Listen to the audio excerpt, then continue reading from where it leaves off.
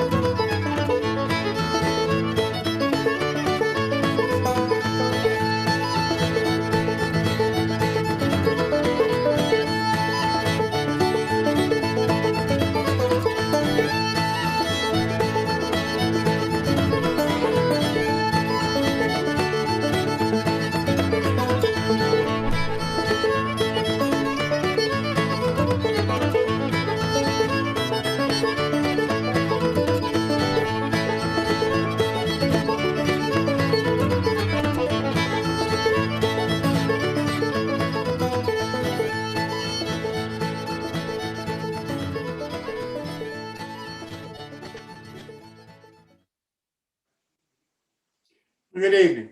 My name is Jim Kello. Welcome to New Tracks Meetup, where mentors help modelers build. Thanks so much for coming this evening. Think you'll enjoy the show. If you do, tell your friends about us. Hope that you'll visit and subscribe to our website, newtracksmodeling.com. You'll get an email from the website if you subscribe, and you'll have to confirm that email in order to be fully subscribed and registered. If you are subscribed, then you'll be eligible for the random drawings for prizes on some of our shows. This prize program starts on July 21st with Walters giving a $50 discount on an in-stock product from their website. Any product that's on their website that's in stock, you get $50 off of it from Walters. You have to watch live or watch the video later to find out the winning code that you have to give in order to claim your prize. The winner will be announced on the show later on. To make sure your friends can join us, once you do subscribe and start getting the login information for both Zoom and for YouTube, I hope you'll pass that on to any of your friends that you think might be interested in our show. All we ask is you not post it on a Facebook page or digital group because of security reasons. We're trying not to have any hacking go on any of the shows. I'd also like to mention that we need a lot of help to produce the shows. We have a great team of people that work very hard in trying to give you a good show each night. And we hope that we accomplish that. Sometimes we make mistakes because we're all amateurs doing this. We're really model railroaders. We're not producers of Zoom and YouTube videos. But we need a lot of help doing this. So if you can give us a little bit of your time to try to help us in the production of the shows and actually getting them on YouTube and Zoom, we really would appreciate it. My email address and my telephone number are on my website, newtracksmodeling.com, and all you have to do is contact me. And we'll certainly make use of your talents and welcome you to the team, because we desperately need more people in order to make this the best program that we possibly can. We have a My Bill section coming up on July the 24th. This is where modelers can come and show us what they're building, and talk about it a little bit. And we really enjoy it because it gives the modeler an opportunity to show off his work, and gives us an opportunity to learn a little bit about his modeling and hopefully be able to improve our own from what he is talking about and what he's accomplished. So we have in this one coming up on July 24th, there's going to be 3 separate segments to this. 2 of the segments are going to be for those modelers that are building along with 2 of our ongoing projects. One of them is by Bill Davis, building a LaBelle closed vestibule baggage car kit. And the other is by Rick and Marie Hunter, building one of their 30-foot King Truss bridges. The third segment is open to anybody with any model, whether it's scratch built, kit bashed, whatever, that would like to share it with us and talk to us a little bit about what he built and how he built it. So if you'll please put up Jeremy Wyatt's email address, Ed. Jeremy is the moderator for the My Bill segment of the show. We do this once a month. And the next one, like I say, is July the 24th, 10 days from today. And we hope that you'll join us, and we hope that you'll want to participate and show us some of your modeling. Another segment of the shows that we have is I've got a modeling question. And if you do, and you need an answer to it, or would like for us to try to find somebody to talk about it, send me an email. There's a form that you can fill out on our website, and it's an easy form to fill out. Just tell us who you are and what your question is, and we'll either get it answered on the show, or we'll try to get somebody to answer it on a future show, maybe by doing a special segment on it, like we're doing one of those tonight. So if you've got a question, please go to the website, fill out the form, let us know what it is. Another segment of our shows is called Quick Tips. Two guys do this, Paul Thompson and Ted Becker. Paul was supposed to do it tonight, but he can't be here. And Ted is graciously filling in for him tonight, as well as doing it this coming Saturday. So Ted, thank you so much for your help and welcome. Good evening. Let me get to share the screen here.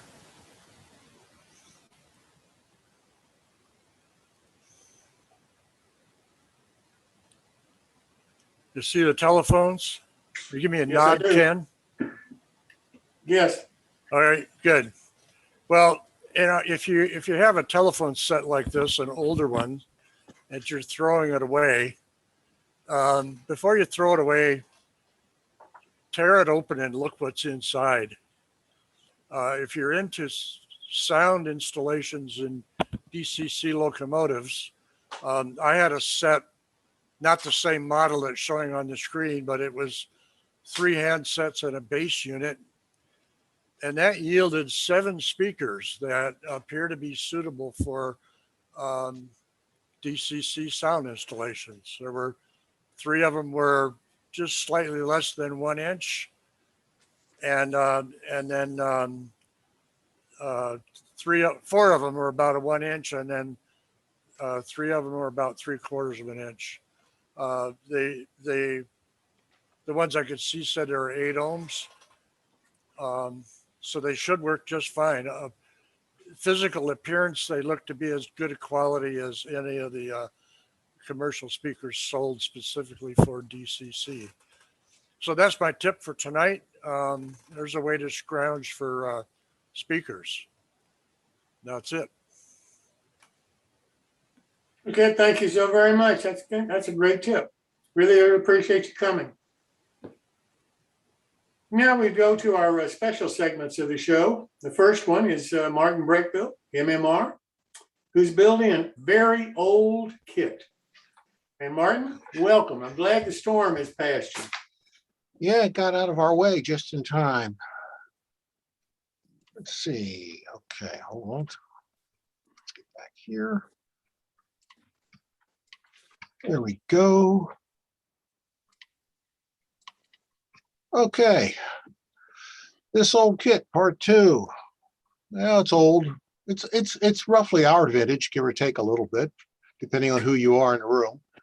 We're going to look at this. We're going to do this Traincraft Products side door caboose. Traincraft Products made a lot of different caboose kits.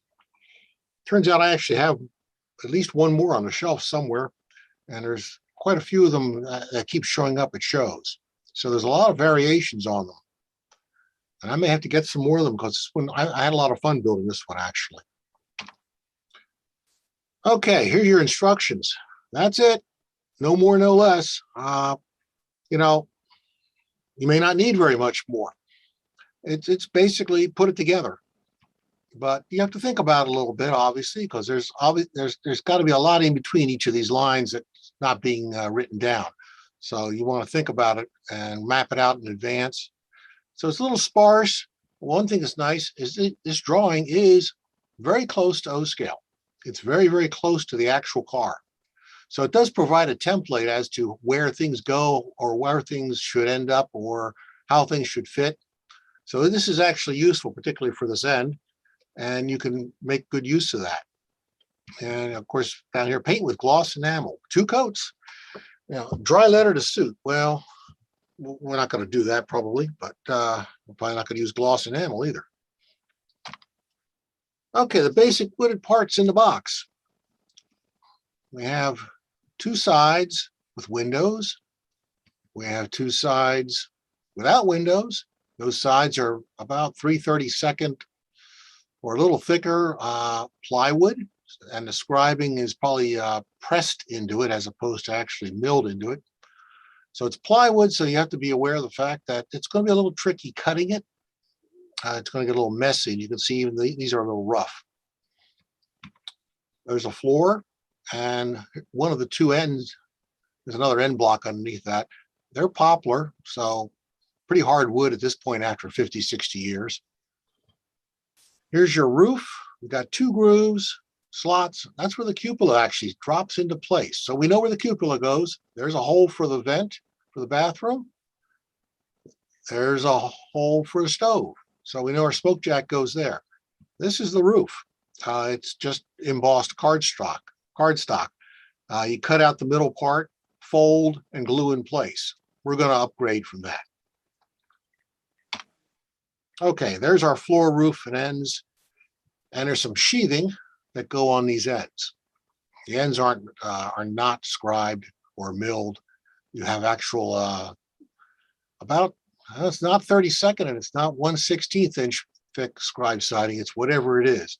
And the first step is glue that on the end of the end blocks. And that's understating that a little bit because you want to glue them on the end blocks, flush at the top, centered left to right, leaving this whole section at the bottom, which is going to wrap over the end of the floor. Here's what the sides are mapped out to be. You have a 3 window section, a door casting, another side piece without any windows in it. So you can see there's some gaps here because this door casting actually does rest up on top of these side pieces. So you have to be careful about when you measure things out. And you can see that wasn't quite done all the time, particularly in the preparation of the kit. So you just put it together. These just get ends just get glued to the floor, and the roof gets glued on. And I say that real fast, and then I say, well, wait a minute, it doesn't line up right. And it turns out the floor is too long. If you go back here, you can see 3 hole side with windows.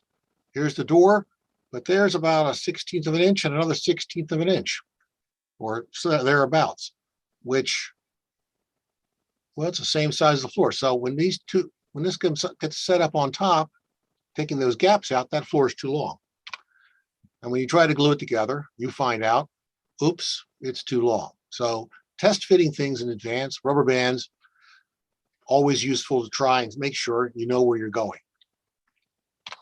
So there's that hole. So that's about how much has to come off. And it has to come off the floor. Take the floor back, scribe the lines off it, cut it off. I ran it through the bandsaw and didn't think too much about it. This is where the floor, the end block goes. That's the piece you're cutting off. So, make sure you cut on the right line. You can always cut it shorter, but you can't cut it longer. Okay, you got the door, we got the roof, the floor, the 2 ends glued in place. I added some scrap wood for bracing into the corners. It's probably not needed, but I do it anyhow just for good measure. It's not coming apart after it's done. Okay, so we glue the 3 window section into place. I have taken the liberty of pre-painting the castings. And you can see I've got it up on top here. no gap. And now we have to fit this piece right in here. It's just a shade long. You can also see sneaking over here a piece of sheet lead that I added. There's a little piece of sheet lead here and over here just to give this car a little bit of extra weight. So you have to sand this to fit between that end scribe section and under the door. And once you have it, glue it all in place. Don't let it move. Put some weights on it. Don't worry about it. And then flip it over and do the other side. So repeat process on the other side. Make sure, yeah, the 3 window section goes with the 3 window section. It's out. They're both at the same end of the car. So don't get them backwards. It's going to be a awkwardly rotating car otherwise. Okay. Once we have that together, well, we've got that nasty end grain thing going on here. And the kit doesn't worry about that. I worry about it because I don't like the way it looks and it doesn't take paint and it's ugly. So a piece of, I think that was 4 by stock or 3-inch by stock. I just glue it on there with some goo and some CA, cut it to fit, match the contour of the roof, add an end beam that aligns flush top to bottom. And we'll do a quick fast forward. You can see where I've already put the air line in with the air hose in a bracket. We'll come back to that a little bit. So instructions using that drawing, that's where the bolsters go. It's actually very, very close to the size of it now. A little platform for the K-brake. This is a piece of milled wood. Drilling some holes through here, I think, I don't know, 1/8-inch drill, hand drill. Drill this straight in, turn it at an angle, and keep drilling, pop it out the other side.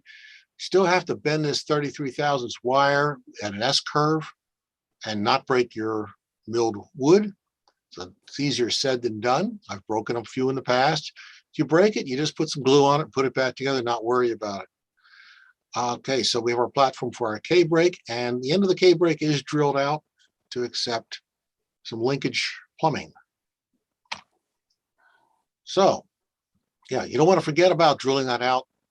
Well, let's put it this way. You don't want to remember to drill it out after you've glued it in place. It's a lot harder to do once it's glued in place. It's easier to just break it off the base and re-glue it. So, some, oh gosh, 25 thousandths wire, some Grant line turnbuckles cut in half, the ends cut off. Looks like this is actually Berkshire Valley parts. So I actually splurged and used my scarce Berkshire Valley parts. Started building the K-brakes, and this is the first lever put in place. Then we get the second lever in, and I made some hangers from 15 thousandths by 42 thousandths brass. Just drop them in place and hold everything down together. This one's got a little 90-degree twist in it to glue to the inside of the channel. Well, we had a toolbox. That came with a metal casting with a wood block behind it. Rather than just leave a wood block, I skinned that block with 10,000 styrene. That way it takes paint better, more uniformly, and it just looks a lot better. The air hoses, these are precision scale parts. They don't come with a kit. And these are soldered onto, into 3/64 brass tubing. There's a hole drilled in this 1/8-inch angle that's cut off. It slides right through, and that other end of that 3/64 tubing slides right over this 33 thousandths brass wire. So it's all one rigid unit now. So it's not going to go anywhere. Okay, no, we're not going to use scribe cardstock. I mean, that was a vintage thing to do once upon a time, but you know, it's time has come and gone in my shop. I don't do these things very often anymore. What it does serve as, though, is a very good template as to where your roof supports go, the roof walk supports, everything is mapped out for you. So don't throw it away. It's actually useful. Okay, there was a envelope, paper envelope that said cupola kit on it. This is what's in the cupola kit envelope. You get 2 short pieces, 2 long pieces. So these are the ends, these are the sides. There's a piece of wood, milled all the way around, recessed, a little dado all the way around. So it drops in. A lot of flash on this plastic. That takes some time to clean off. I just took my time and carved it out with the scalpel, with a number 11 scalpel blade. The nasty end grain just gets fixed with some 1x stock, and then just sand that down to the contour of the roof. So we get it together. It goes together fairly well. It's actually pretty straight, and it even fits probably down in the grooves on that roof.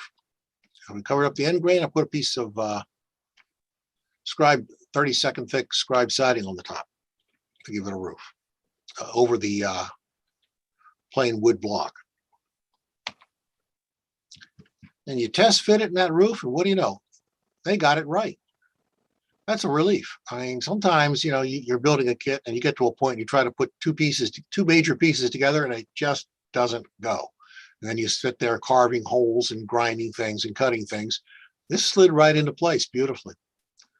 It's very reassuring, makes you feel like, you know, this could possibly be built successfully if you're not careful, or if you are careful. Okay, more fiddly bits, more envelopes, all kinds of stuff. We got 6 ladders.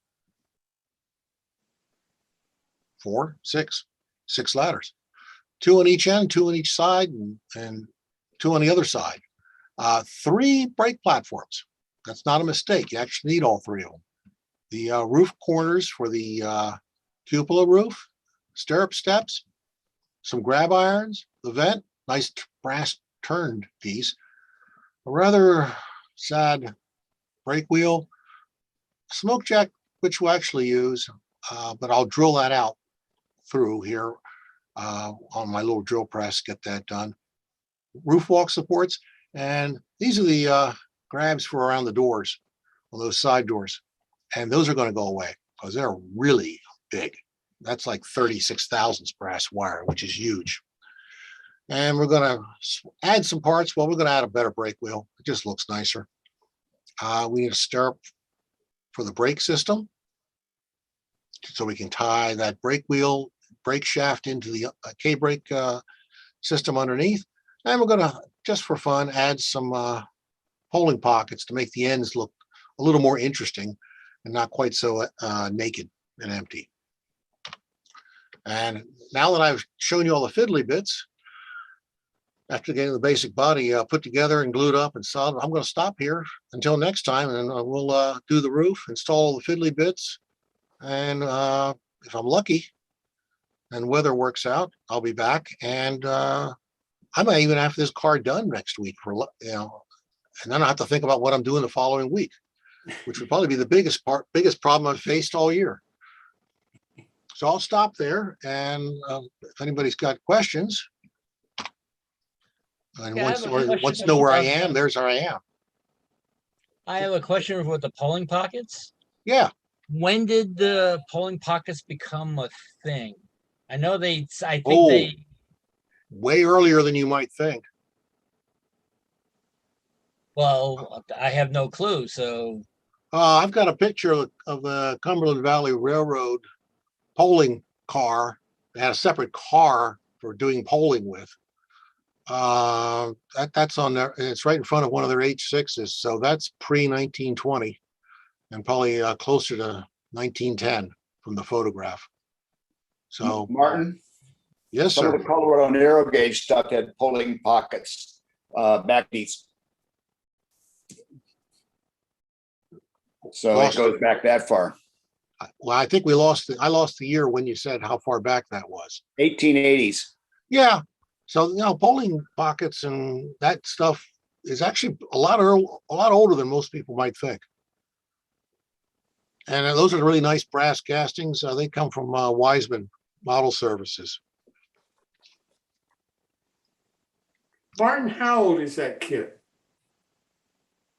I don't know, 50s. It's pretty sophisticated kit for back then.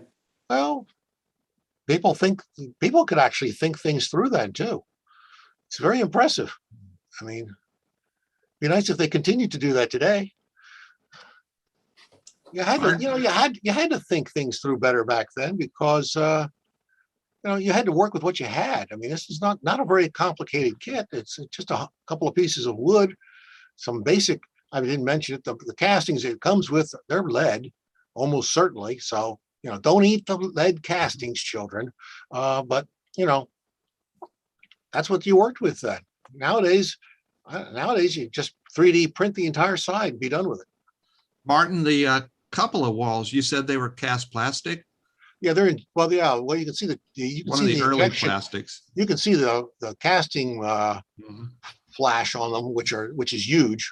And they were the only plastic parts in the whole kit, correct? They are the only plastic parts in there. Nice.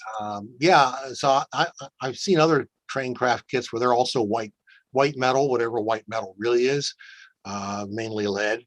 But we hope it's only lead. It could be worse. There are worse things than lead, despite what the EPA might think.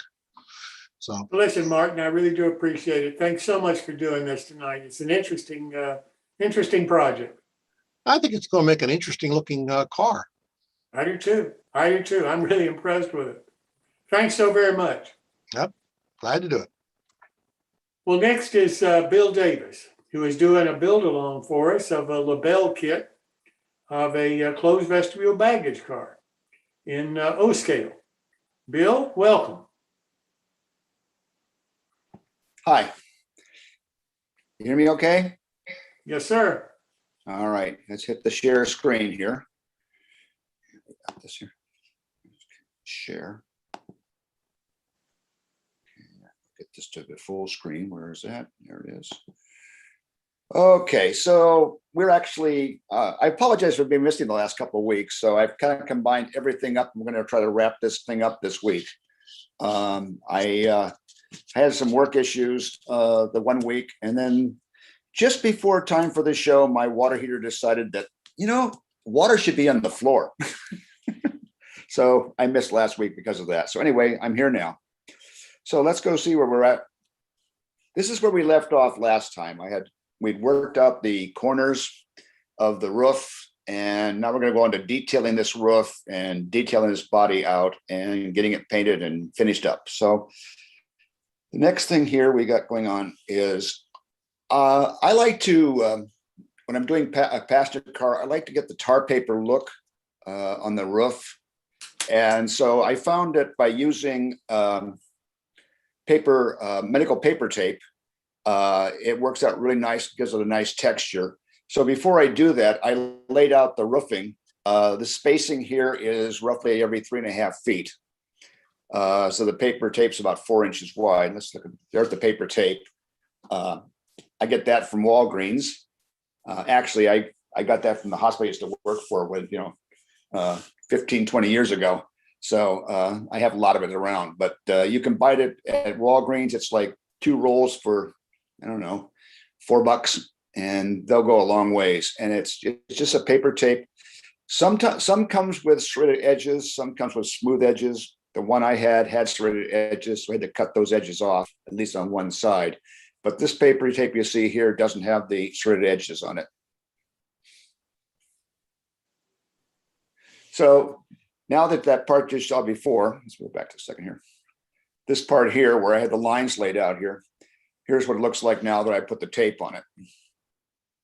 And I did the ends so that they cover the on a different direction than the main part of the roof is done. And it's adhesive tape, so you just put it down and stick it on there. But it has a nice texture to it. So then I added over the doors, I added the rain diverters, and I added in the clear story window parts there. And when you do the clear story part, there is a blue strip. There's a blue strip of wood that's used there, and that's what these little pieces are in each one of the sections here. Now let's see. Now the ends also have the rain diverters on there so that they don't have water just come pouring down on whoever's trying to get into the car or out of the car, get things moved and stuff. The smoke jack is a casting from the kit. The roof vents are a casting from the kit. The smoke jack is a casting from the kit. These are the rain diverters. So here's the roof completed. Now these vents, I laid them out. I come up 8.5 feet on this end, 8.5 feet on this end, and then 9.5 feet apart. Each one of these puts a total of 6 on the roof. The kit comes with one smoke jack. I happen to have another smoke jack of the same type in my collection of parts. So I put one on both ends of it. So the poor guys working in this baggage car don't freeze on one end and get burned on the other end from all the heat from the stove in the one end. So this is what the roof looks like. I put a little brace so I can hold it up to look at it. But this is what the roof looks like with all this clear story part done, the vents all in place, and all that. So one of the parts we hadn't put on here yet was the brake wheel. They had a block here that was designed to hold the brake wheel. I drilled a hole in the bottom and stuck the chain in the bottom and brought it down through a hole that I drilled here as well in the bottom of the buffer. I guess that's a buffer block. I don't know. Here. And I slipped it through the, there's a grab iron here. So I slipped it through that grab iron. And then I mounted the brake wheel by using a Grant Line nut bolt washer casting I had in my collection of castings. You can see a little better here how the chain goes down through, and I drilled how the chain goes down through, and I drilled a pretty good size hole here to get this through. So its chain would have, in theory, would have slipped through there pretty easily when they were tightening the brake wheel. So for the underframe, we have to put on there some truss rods, and so I located these 14 feet from the end, and I located this right on the edge of the baggage car doors because that's what it showed on the plan. And then for the truss rods, I used the wire that they provided in the kit. That was a mistake. That wire is extremely soft, and I've had nothing but headaches with it. I should have used like some piano wire and stuff. Martin uses that surgical silk, but I thought that was a little bit lightweight for this car. So I used a little heavier thing. I did cut the center out of the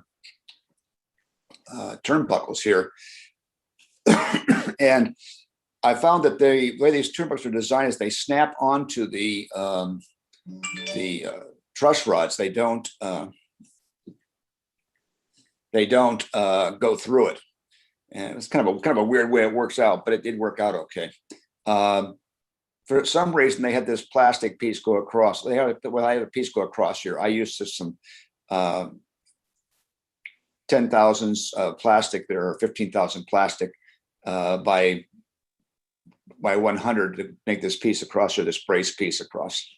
So that gets us our truss rods for the car. And here's a side view. As you see, that wire is, like I said, pretty soft, so it was kind of a headache.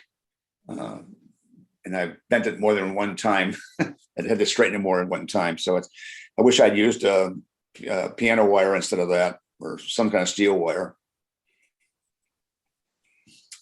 So here's the car to this point. We got the truss rods underneath it. We've got the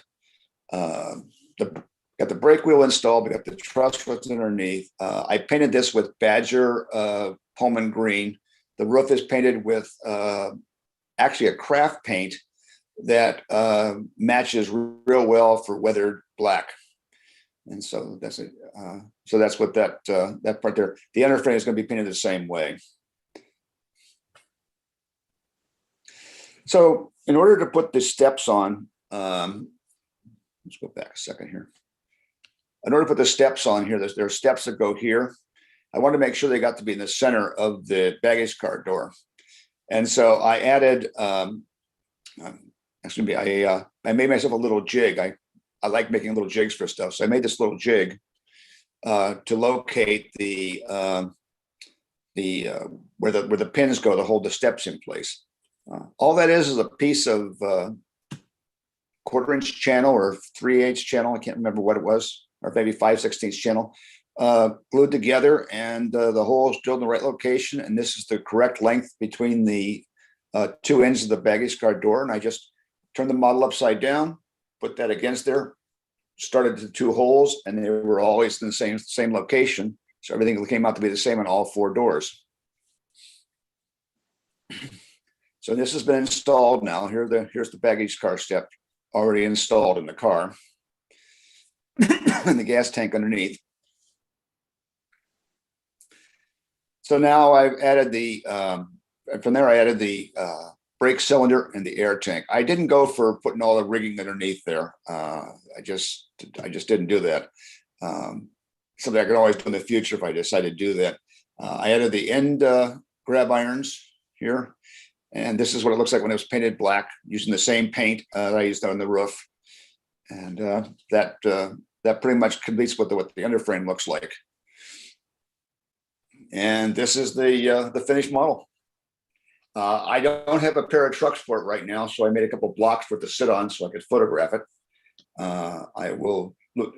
I'm not sure what kind of trucks I'm going to end up getting for this. I have a friend who works for a hobby shop here in Raleigh, and he runs the O-scale section, so I'll see what kind of trucks he can come up with for me for this. And that's another view of it. After I touched the paint up, made sure that the gloss was done, and added the clear story windows. There's a sheet of frosted plastic material for the upper windows, and the rest of the windows are just clear acetate. And that's it.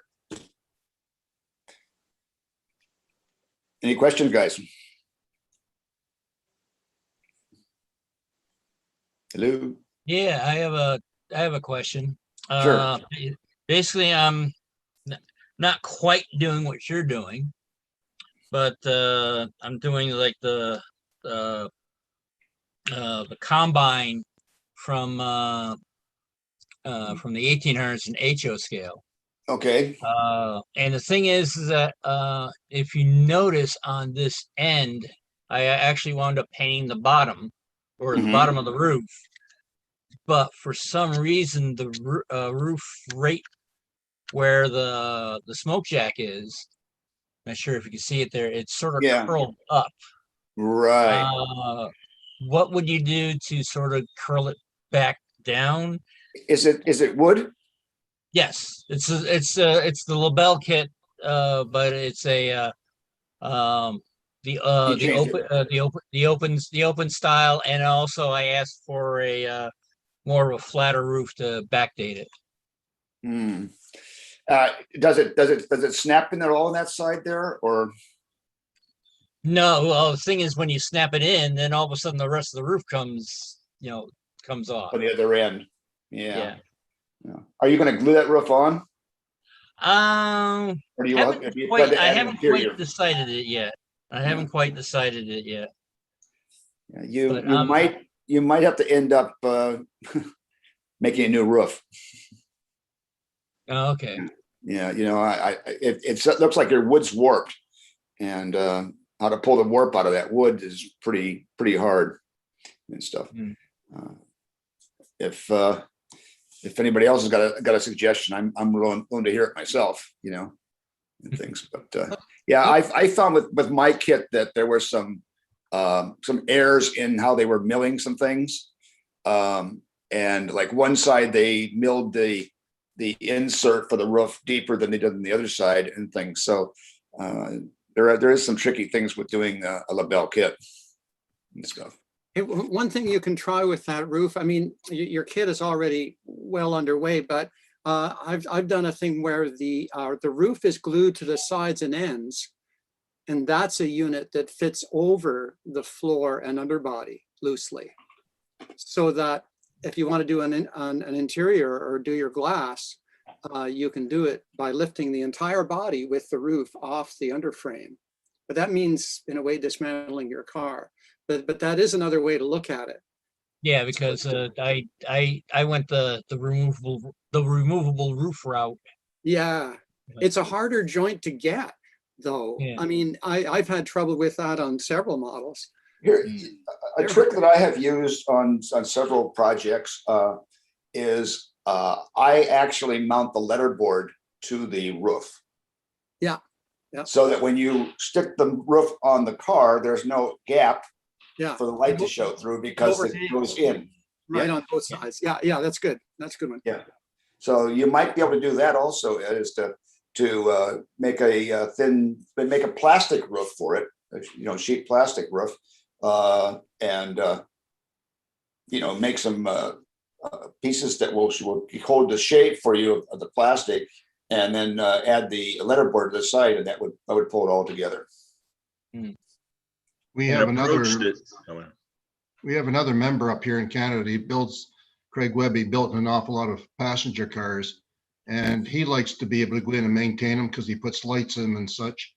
And he, in all four corners, he attached bolts to the roof and drilled holes in the floor. So when you lowered the roof on, these bolts went down through the floor and put nuts on. And maybe with that tightening it, you could, persuade that roof to flatten out a little bit. But I like the idea too, the letterboards attached to the roof and hiding that you're going to get a little gap along the side where it won't fit, perfectly all the way along. So you're going to disguise that with the letterboard.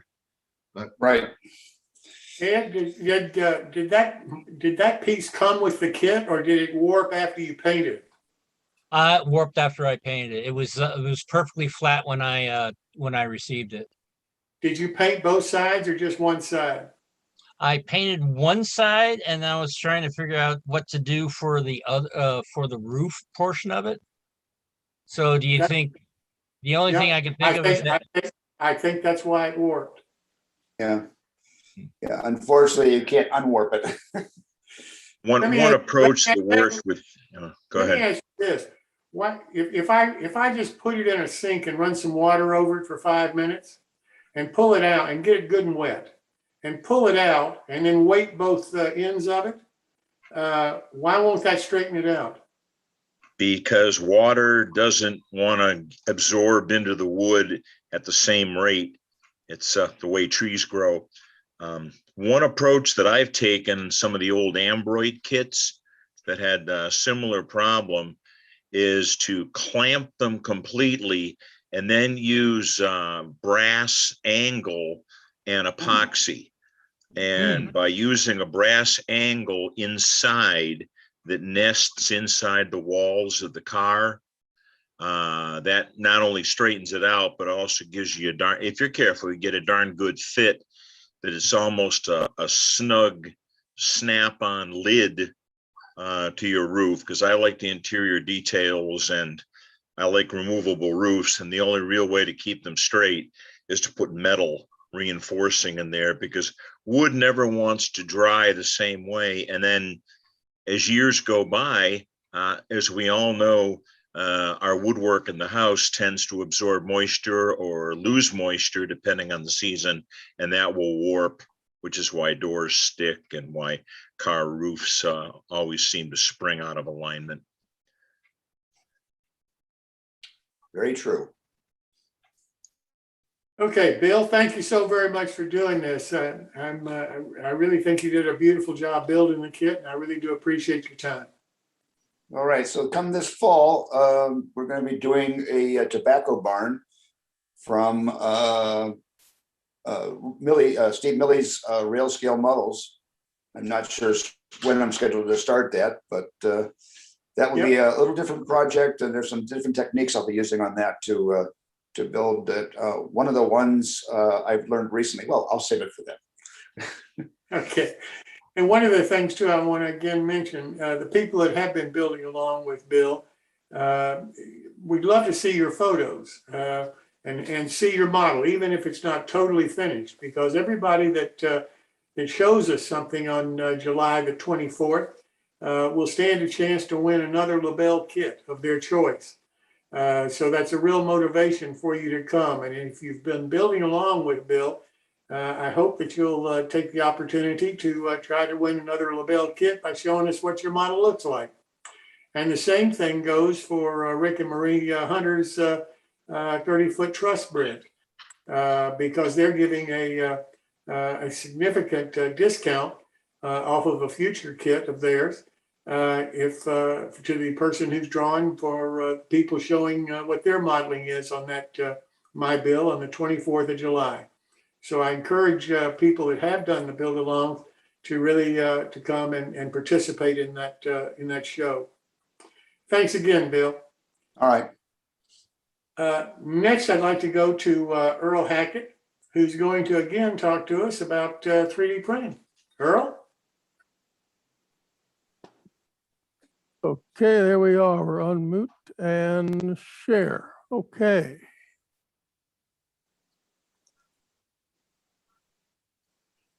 There we go. My fingers play. Okay, this is the last in my series on 3D printing. It was never intended to be a tutorial, but I wanted to give viewers an idea of how the process works so that the modeler can decide if he wants to pursue this technique on their own. In this presentation, I'm going to be showing photos of various 3D printed models I've built.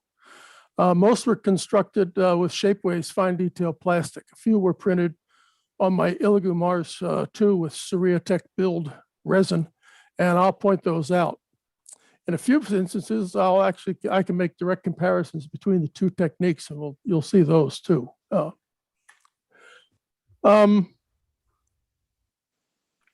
we are. The first one I want to talk about is the station at Ronsford, West Virginia. Ronsford is French for Greenbrier, for the Greenbrier River that flows nearby. Ronsford sits at the base of the eastbound grade over the Allegheny Mountains. It was the original helper terminal for the grade, but as larger locomotives came into use, the helper terminal was moved to Hinton, where they had much more space and much better mechanical facilities. So on my layout, Hinton and Ronsford are sort of mushed together, as I have nowhere near the space to even make a condensed version of Hinton. Everything in this model that you see, except for the platform, is 3D printed. I built it in Shapeways fine detail plastic as an experiment to see what could be done with 3D printing. In an earlier segment, I pointed out all the problems I have with this model, and there was a lot of them. Some can still be seen, and especially in the curvature of the second story roof there. That was a real mess. And the main takeaway from this is make the components as thick as possible to minimize warpage. A lot of these components here were quite thin, 0.5 millimeter or something like that, and that is not the way to do it. Another model I worked on, I've worked with, is the roundhouse at Hinton, West Virginia. This photo was sent to me by a friend. It is the only decent photo I have of the roundhouse. It was taken shortly before it was demolished. Bill Simonton made an exhaustive study of the Hinton facilities and generated many detailed drawings of the various structures. And I used his drawings to develop this model. Over the years, the prototype was rebuilt many times, and modified extensively. As a result, you have this very strange roof line there. You can see in this photograph, you can see 4 different existences of this structure. And it's quite a challenge. The louvers on the monitor roof were particularly difficult. These guys up here, that was a real problem.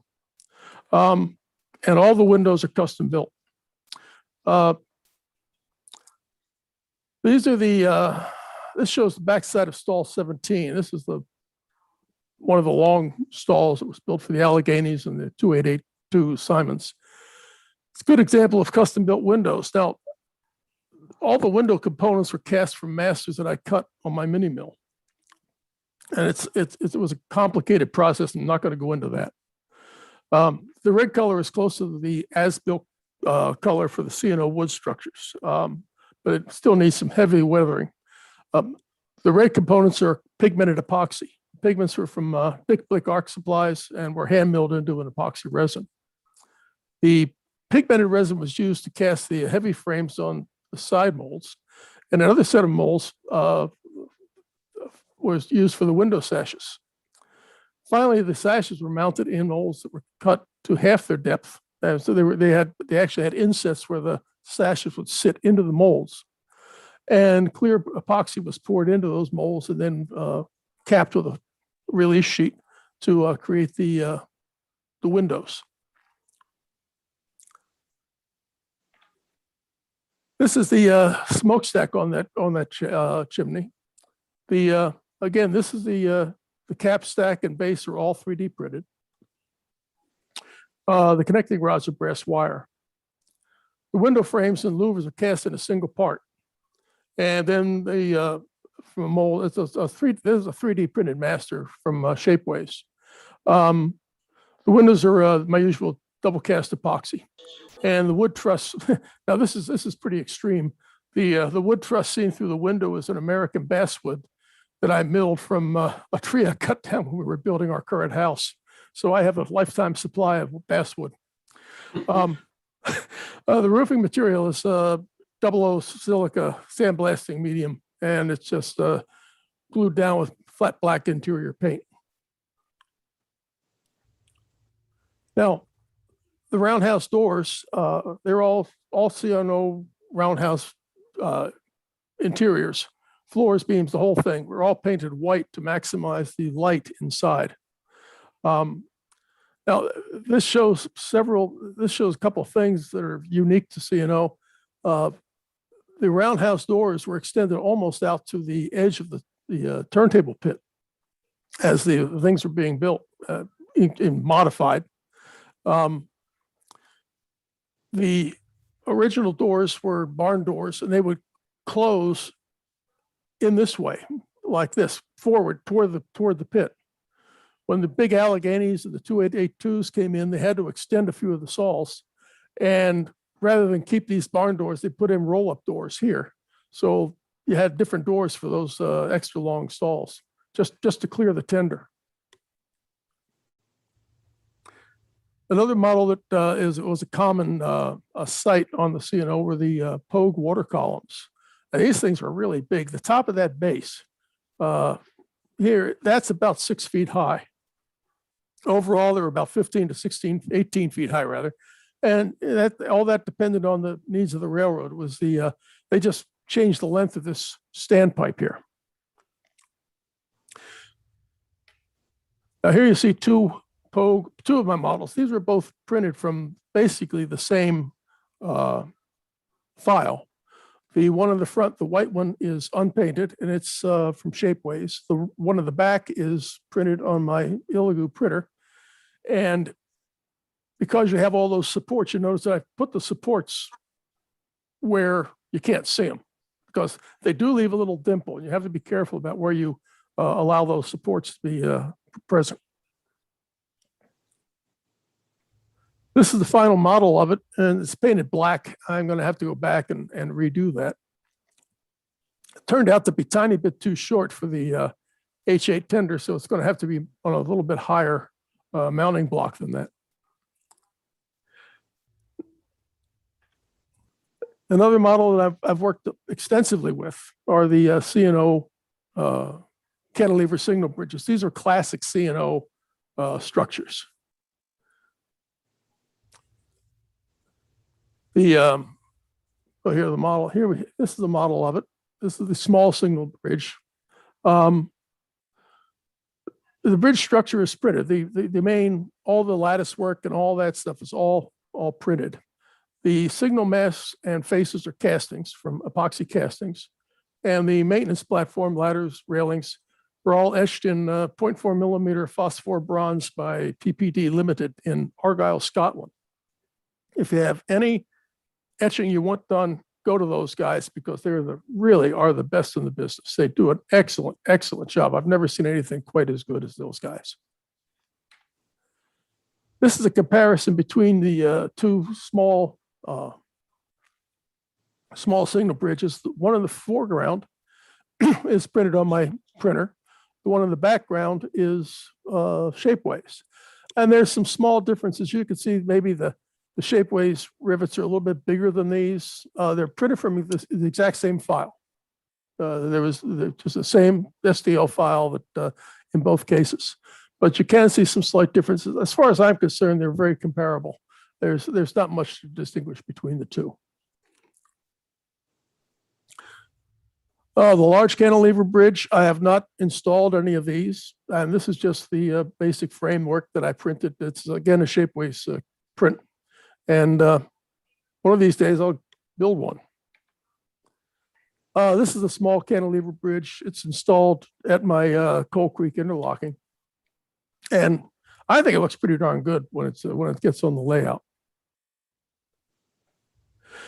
Now here's an old model I built many years ago back, oh gosh, I can't remember. This is the clock tower on the Wilmington, Delaware, Pennsylvania Railroad station. Back then I was doing freelance and this is my hometown station. So I said, let's build a model. And I built a complete model of it, full scale.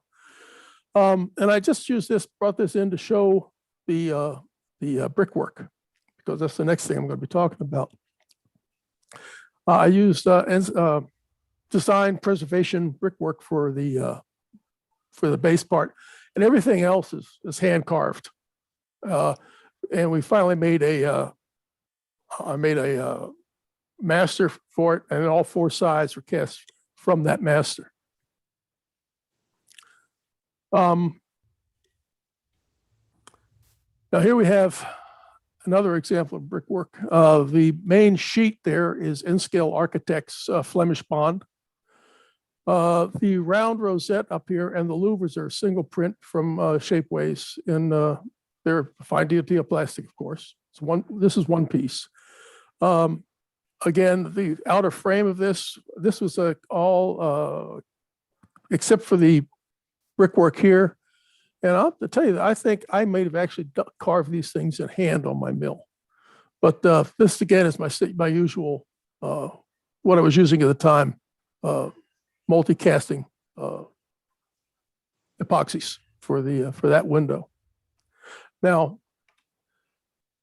here we have this is a 3D printed chimney that I built for a cabin. The White Sulphur Springs West single cabin. And as you can see, the brickwork in the corners is just fine. I showed how one or two times ago, I showed how I constructed the CAD portion of this. But you can see these bricks wrap around there just beautifully and to get really sharp detail. And I wanted to compare that with the N-Scale Architect. This is the sheet plastic that they provide. Both of these were painted the same way. First, I painted a base color, in this case, brick red, in this case, a brown brick. Then we take Naples yellow and smear oil color and smear it all over the place, and then wipe off the excess with paper towels and Q-tips to leave the mortar lines behind. And I think the 3D printing is actually a good bit better than what we see here on the N-Scale Architect sheet material. I don't know I want to be printing up 2 square feet of stuff, but for small things like this, it shows up, and the corners come out just perfectly.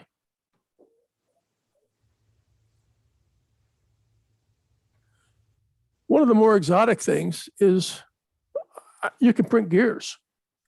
Now, this material is not suitable for power transport, but you can take these gears, and they're helical gears. I have no way of machining these things. You could take them and cast them in a material like an epoxy or urethane that would be much more appropriate for gear material. Now, I'm almost done. There's one last thing we're going to show you here. It's one of my favorite video clips, and it's just sort of neat.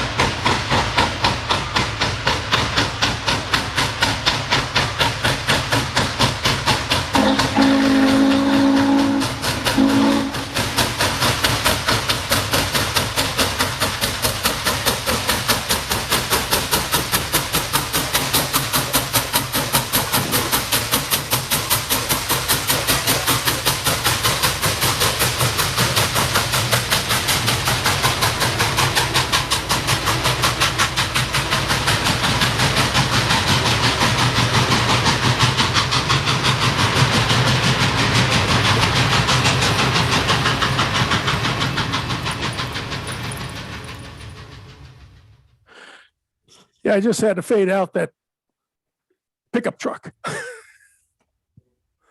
I'll tell Okay. you, Earl, I really do appreciate you taking the time and going to the trouble to walk us through 3D printing. I've learned so much from you in this series, and I really do appreciate all the work that you put into this.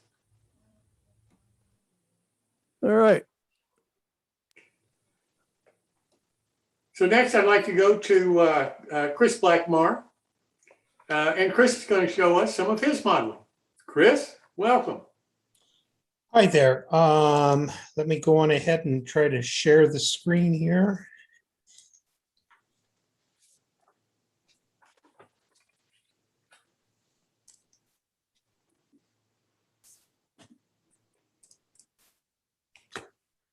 And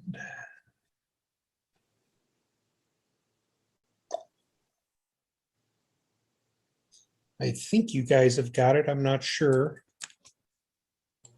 Yes. Yes, we do. Okay, yeah, I'm trying to get it onto a full screen here instead of just the slide.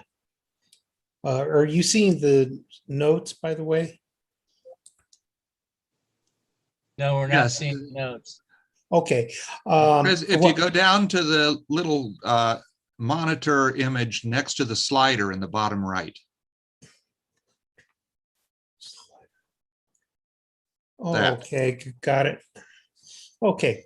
Well, again, my name is Kris Blackmarr, and I wanted to introduce myself on this first go around here and kind of show you a little bit of what I do and what I'm going to be presenting here. The Sandbox series is something a little bit different. What I'm going to be doing is making 4 different models, basically the same type of model from scratch, but I will be going through in detail for newer modelers exactly how to scratch build something. And my focuses are really going to be on different materials and different weathering techniques for those materials. I have approximately 50 years of modeling experience. I've been an award-winning modeler, but my big point here is not so much the awards as I much more enjoy the teaching aspect of the modeling. I go through and often document a lot of my builds on some other websites. Model Railroad-lines.com was the big one until it just recently came down and I lost about 10 years worth of work there. Along with documenting things online, I have presented multiple clinics at national and regional NMRA, the national narrow gauge conventions, and other train shows, primarily in the Colorado area. I have been a division chair for a few years in a NMRA division for the AP program. So I have some knowledge about judging, as well as tips and things that I can provide to the end modeler for their modeling experiences, and I'll be passing those along in my documentation. Now, what I'm going to be doing that's a little bit different here is I will be going through and presenting my models in just real quickly, kind of an overview of them, but I will then be submitting a file that will go along to the webmasters, and hopefully they'll be able to put those files up onto the New Tracks website, and we'll create kind of a modeling notebook, and I will go through and create an index and other things on that, so that if you're interested in just roofing or something like that, you'll be able to come back and look at ways to do that. I do not have a home layout, but I am a dioramist primarily. I also have been for about a dozen years now a member of the Slim Rails narrow gauge modular club out of Colorado Springs. My focus has been modeling in narrow gauge, in O scale and HO scale. My O scale modeling has been ON3. I am a big proponent that knowledge is a key here, and that's the thing that we really need to get information to the various modelers out there and newbies, as well as hopefully give some old tricks or some old modelers some new tricks with some items that they may not normally use. I am really focused on weathering. So I do a lot of teaching of coloring with soft pastels, inks, and washes. Scenery is also another side passion, and I'll touch on that a little bit when we do dioramas. But primarily, I focus on the structures and the weathering of those various different structures, as that's really one of the things that somebody sees when they're looking at your models. The things that I will be presenting are actually tools, materials, and tips that I have garnered from the military modelers as well as the fantasy modelers. Those guys are kind of way ahead of us in terms of weathering techniques and in terms of using different paints and other coloring materials in ways that we typically don't apply. I also will be bringing in a healthy dose of fine arts input. My spouse is an artist, and she has a lot of books like or magazines, pastels, and things that lying around that I pick up and read. And I'll be presenting some of that information intertwined in some of the models that I will be building. So the overall thing here is that I'm going to be bringing a lot of fine arts knowledge, which will hopefully bridge all of the scales and all of the modeling interests out there, whether you're doing a large layout or a diorama. Understand that a lot of my modeling techniques will not fit a large layout, because quite frankly, you guys don't have the time for that.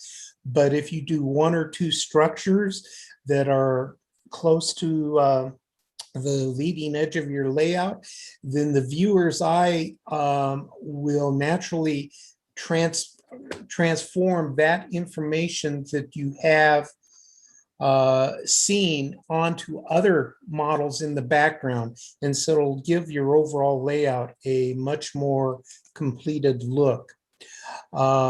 The notes that I will be presenting will again be very detailed. There'll be tutorial type notes, and they'll be available online for additional reference. So the idea here is that a lot of times when I read notes on how to build a model or something, or if I'm looking at somebody's notes or tutorials, they may say, well, you go in and you paint it using a stippling method. Well, yeah, I know what a stippling method is, but what type of brush did they use? What size was that brush? Those are all as important as the actual technique. And so I will be including that information in the presentations. I will also be bringing in some non-traditional materials. One of the things that I have taught for many years is in balsa foam and using balsa foam because of the solar wind power. Balsa foam is very difficult to get a hold of these days, but we can use a lot of those techniques and tools in a urethane foam or a carving foam blocks, and I'll be bringing that information to you. I'll also, as I'm covering some of these oddball materials, I will be presenting additional alternatives to those materials that you could utilize to get the same effect. Again, I'm going to be bringing in some fine arts techniques. One thing might be spraying from the underside of a tree, for an example, with a dark black blue spray mist to color the underside of the trees to tree leaves to help produce a more shadow effect. And most of the structures that I will be presenting will be presented from plans that you can see in older modeler magazines or in books that you can get your hands on. I don't build a whole lot of kits. So we've got other forum programs here that will address the kits. I'm going to be trying to address a few other things. We all have a lot of old modeling magazines around, but how many times do we actually make use of them to build something out of? And so I'm going to be looking at that. So again, the bottom line here is that I'm presenting the way that I model, and I understand, and I will be the very first one to admit that there's 800 different ways to skin the cat when we're talking about this hobby and obtaining various effects. So what I'm trying to present to you is just one or two ways that you may be able to produce the effect, but I will give you the very detailed information on ways to produce those effects. I also will invite you to share your ideas and thoughts with me and with everybody here on the forum, because we're all here to share our information. And the biggest thing about all of this is don't be afraid to try to make these models. The models that I'll be presenting are often very small models that you can make in just a little bit of time, oftentimes out of your scrap box. And the big point here is to go on ahead and get modeling. Don't let it just sit around and be an armchair modeler, because you'll get a lot more satisfaction out of the hobby if you actually get in there and get active on it. And with that, that kind of ends my introduction to this. And with the next presentation, we'll be jumping into one of the first models, which will be a small cabin. And that's it. Are there any questions? Kris, I think you've covered it beautifully. And the way that you presented this session is exactly why I was so excited to ask you to be on the program. I love the idea that you're going to bring art into the discussion, because I do. Many of the modelers that I really admire have some kind of an art background, it seems. And I really think art has a real role to play in what I'll call the more detailed parts of model railroading.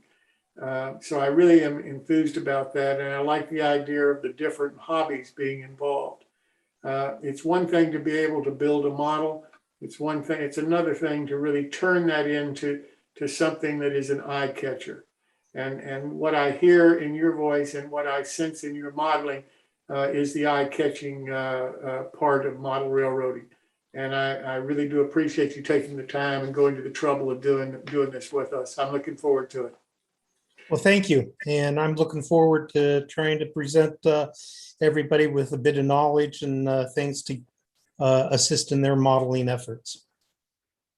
The other thing that I'll mention too before I leave, Earl Hackett mentioned a company in Scotland that he believes is just fantastic in producing etched parts for modelers.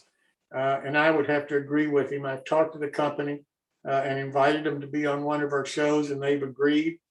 So you will hear more about them and be able to meet the owner and talk to them about what exactly they do and how they do it and how they can work with you to produce etched parts for your modeling. I really think you're going to be impressed with them. And Earl, thank you so much for putting me onto this company. I'd never heard of them before, but I really think they're going to be a real asset to a lot of modelers. So with that said, I'd like to turn to our featured modeler this evening, Paul Wusson. Paul is going to talk to us about the NMRA's LCC program. And Paul, I got to be honest with you, I don't really understand it. Some people have tried to explain it to me, and I think I see how, if I had a huge model railroad with all the signaling in the world, I think I understand how this could be beneficial. What I'm having trouble with, Paul, is how a small layout modeler benefits from the NMRA LLC program. So I'm looking forward to hearing from you this evening, Paul, and I really appreciate you being here.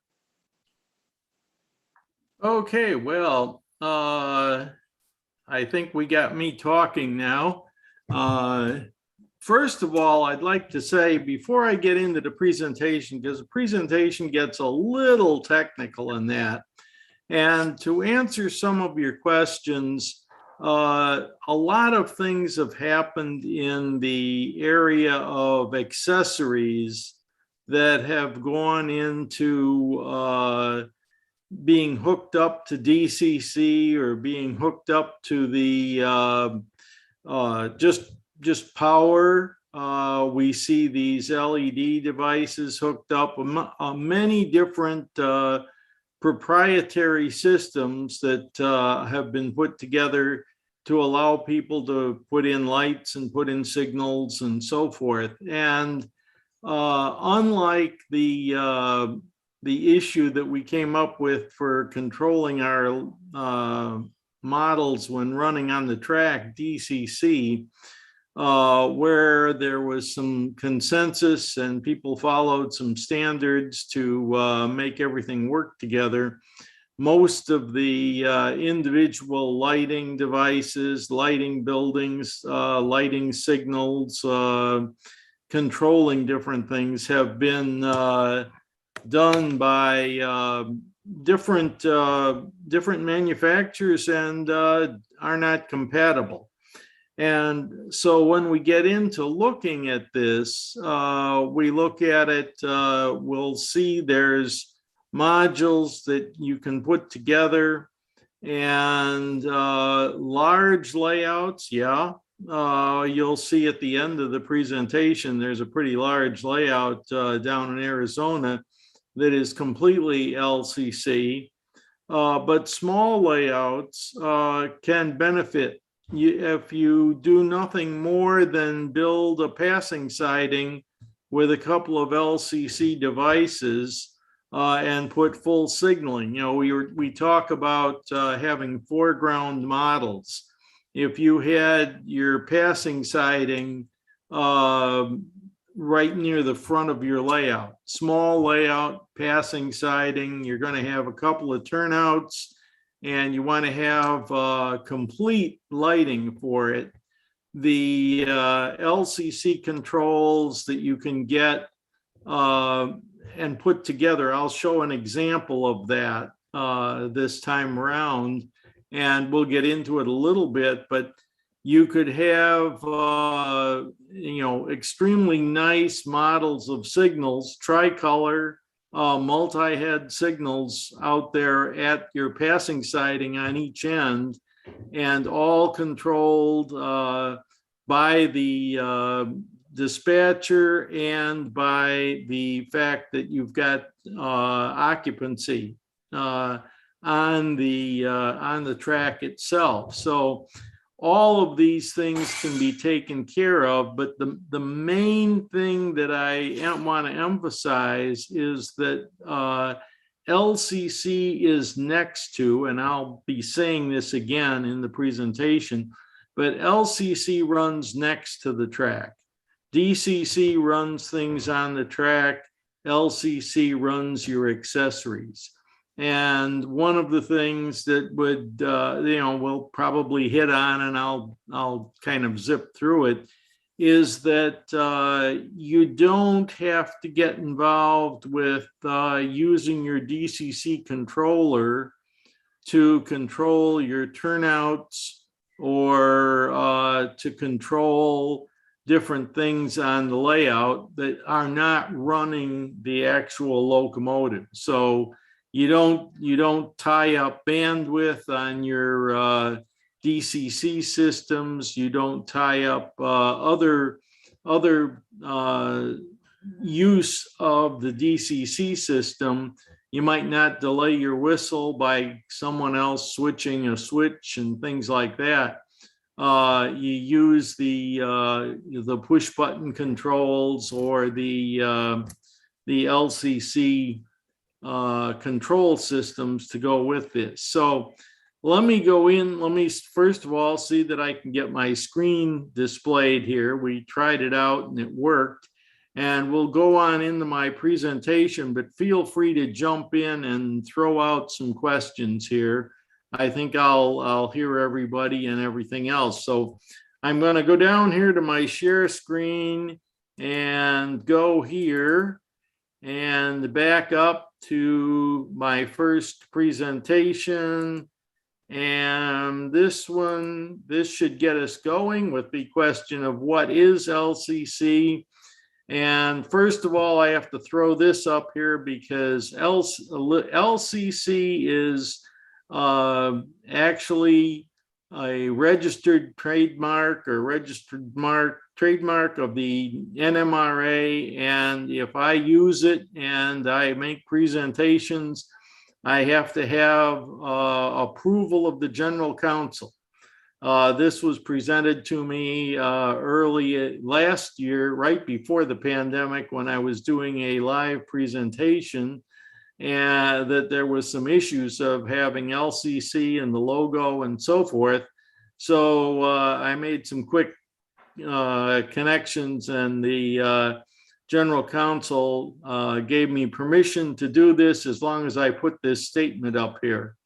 And so to get into it, the LCC, what it was proposed for about a decade ago was to create an open, license-free method to interface the activities with your layout. The intent was to be like DCC and have the manufacturers follow along to make the products interchangeable. So signals, you might have signals from 2 or 3 different companies, or lighting systems, things that went along that were interchangeable, and you could connect up to your system as it grew. And so their proposal was for the license-free standard with communication. They wanted extremely robust and viable electronics. So we see right now we have chip issues. You can't get cars, you can't get, I understand the trolling motor manufacturer has a complete warehouse full of trolling motors that are ready to ship, except for one chip hasn't arrived yet.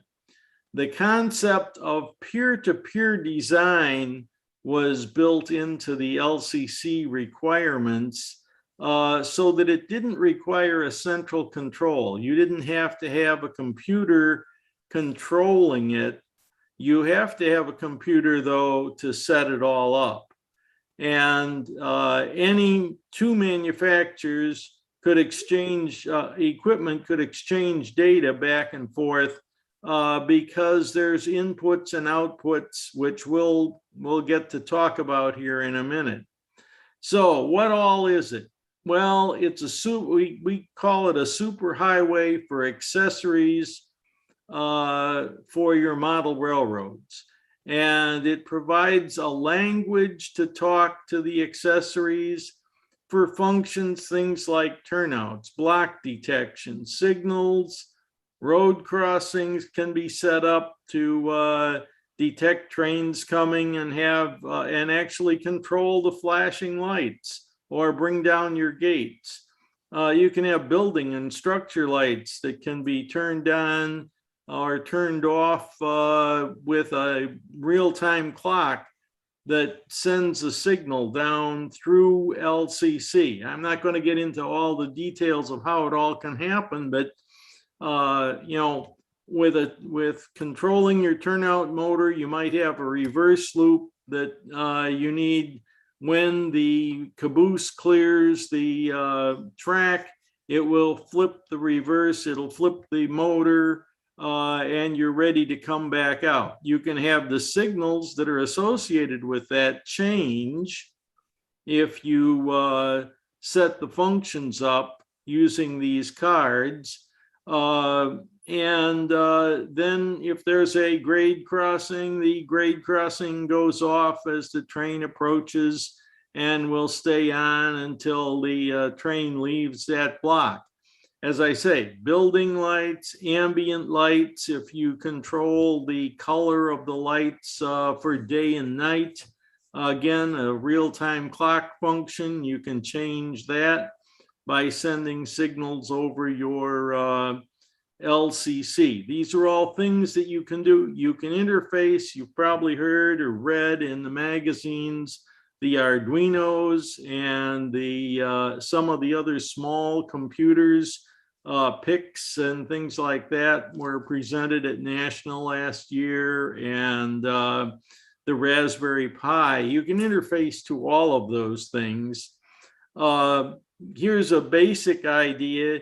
The DCC is operating your trains. You have the power to the track. It's one way really, in that the DC, it's meant one way, let's put it that way, that you send information from your cab, which is proprietary really, to a control point that then sends DCC code via the square wave AC that goes out to your track, which is picked up by your decoder, received, and then an action is taken. And each decoder is independent. It has an address. Usually it's your locomotive number. Now, people have put other accessories on there that takes up bandwidth in the DCC and then put some limitations. LCC operates around the outside of the layout. It doesn't connect to the track. You might have a wire passing through a transformer that says there's current going there to detect that there's a train out on the track. It does have two-way communications, and everything in DCC hears everything that's going on. And we'll touch on that in just a little bit. So the idea is to make them complementary. On the track for DCC, beside the track for LCC.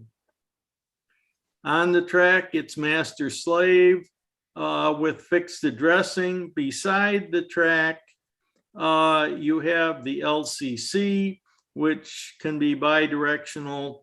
And we've seen, as I say, crossovers.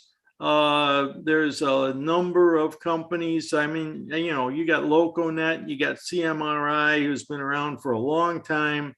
Many of these, and they're proprietary systems. So if you use one of those systems, that's what you're going to use, and you're not going to take a LocoNet necessarily and put it in with some of the other like LCC or NEC or some of their systems to make them work. They you kind of have to stay with the one that you went with, which was an idea that was not meant to happen with the advent of LCC.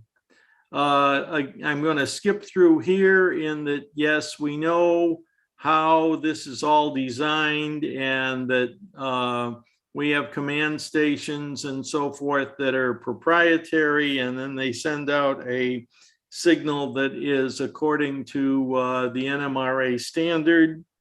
Paul, can I ask a question? Yeah. Go ahead. You mentioned these crossovers. Let me make sure I understand what you said so far. I've got to have two separate power sources, one to operate my trains with DCC and a separate one to operate LCC and all of my accessories. Is that right? That would be the idea. Yes, yes, it Okay. would be necessary. The little the little boards that you'll see in a few minutes, you feed power to. It either comes through a Cat5 data type cable, or you might have a wall wart plug-in, but it's completely separate power and has no direct power connection to your train layout operations. And let me jump ahead a couple here to say that LCC can run and work and interact with railroads that are AC, are DC, are DCC, DCS, all of these different, even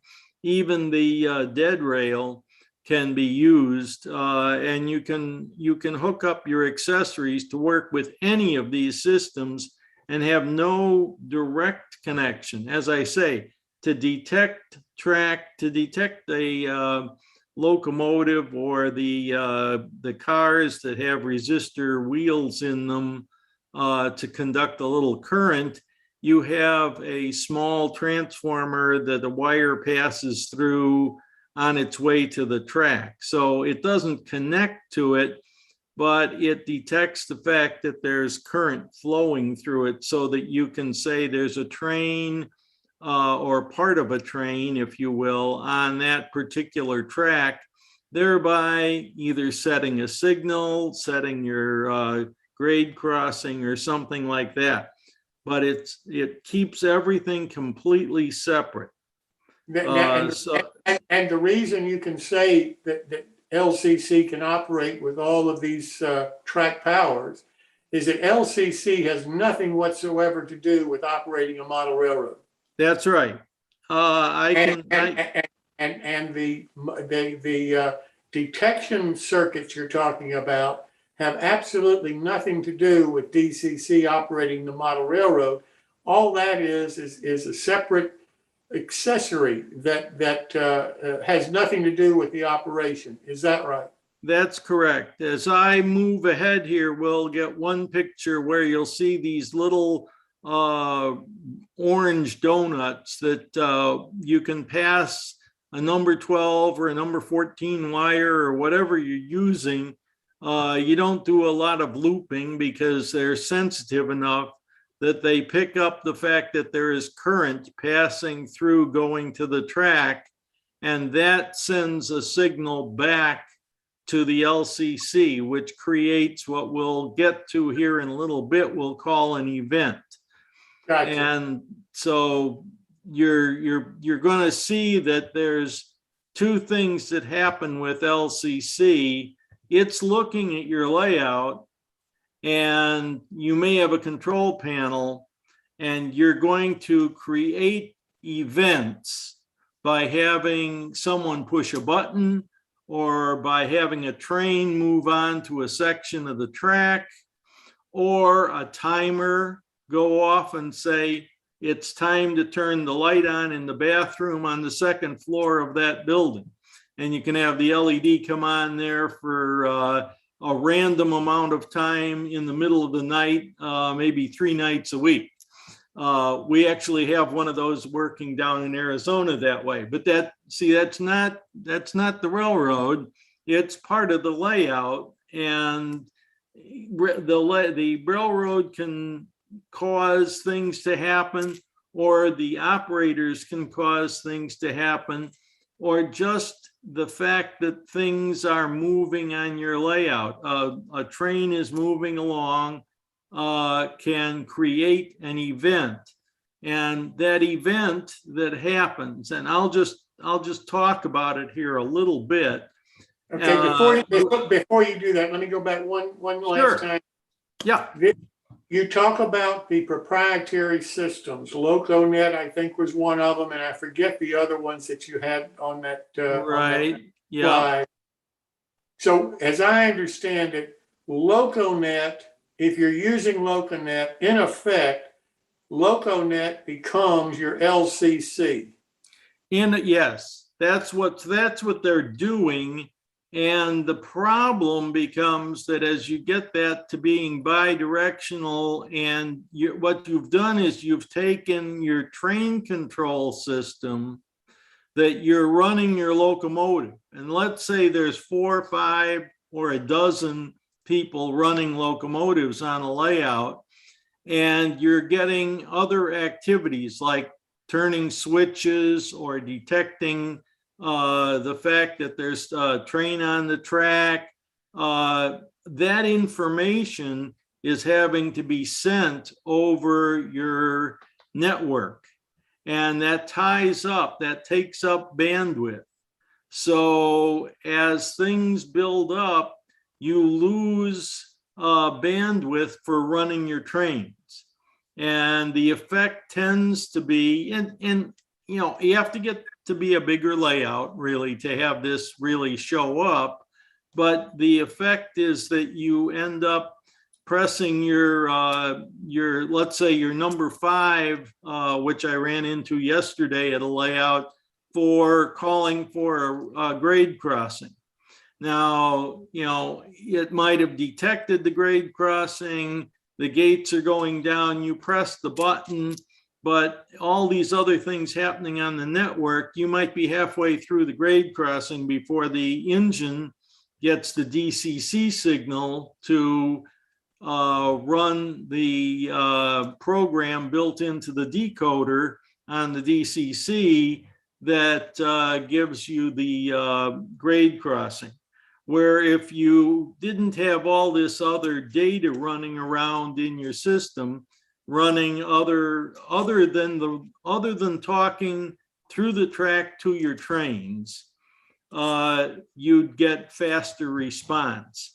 And the idea with LCC is it uses extremely high-speed data, and it's not, of course, connecting at all to your control of your trains. So, DCC goes back to what, 95, 90, early 90s. And so we're now in quite a bit of different data structure, but we're maintaining our DCC systems because all of our DCC controllers in our locomotives and that still work with that. So with LCC, we can send the data faster, but we aren't trying to run the trains. We're trying to avoid having any accessories have any effect on the sending of information from the engineer to the locomotive. And so, as again, I say, it's all accessory. I mean, if I went back to a Lionel O gauge, let's say, where you pushed a button, you moved the lever and it threw a switch, that was a separate thing. It wasn't drawing.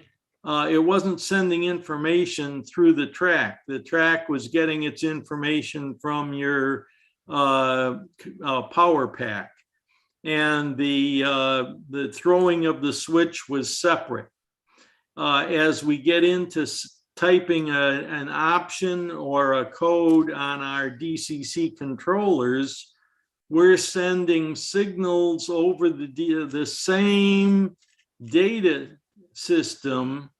We're sending signals over that system to tell a turnout to move, and that's taking up bandwidth.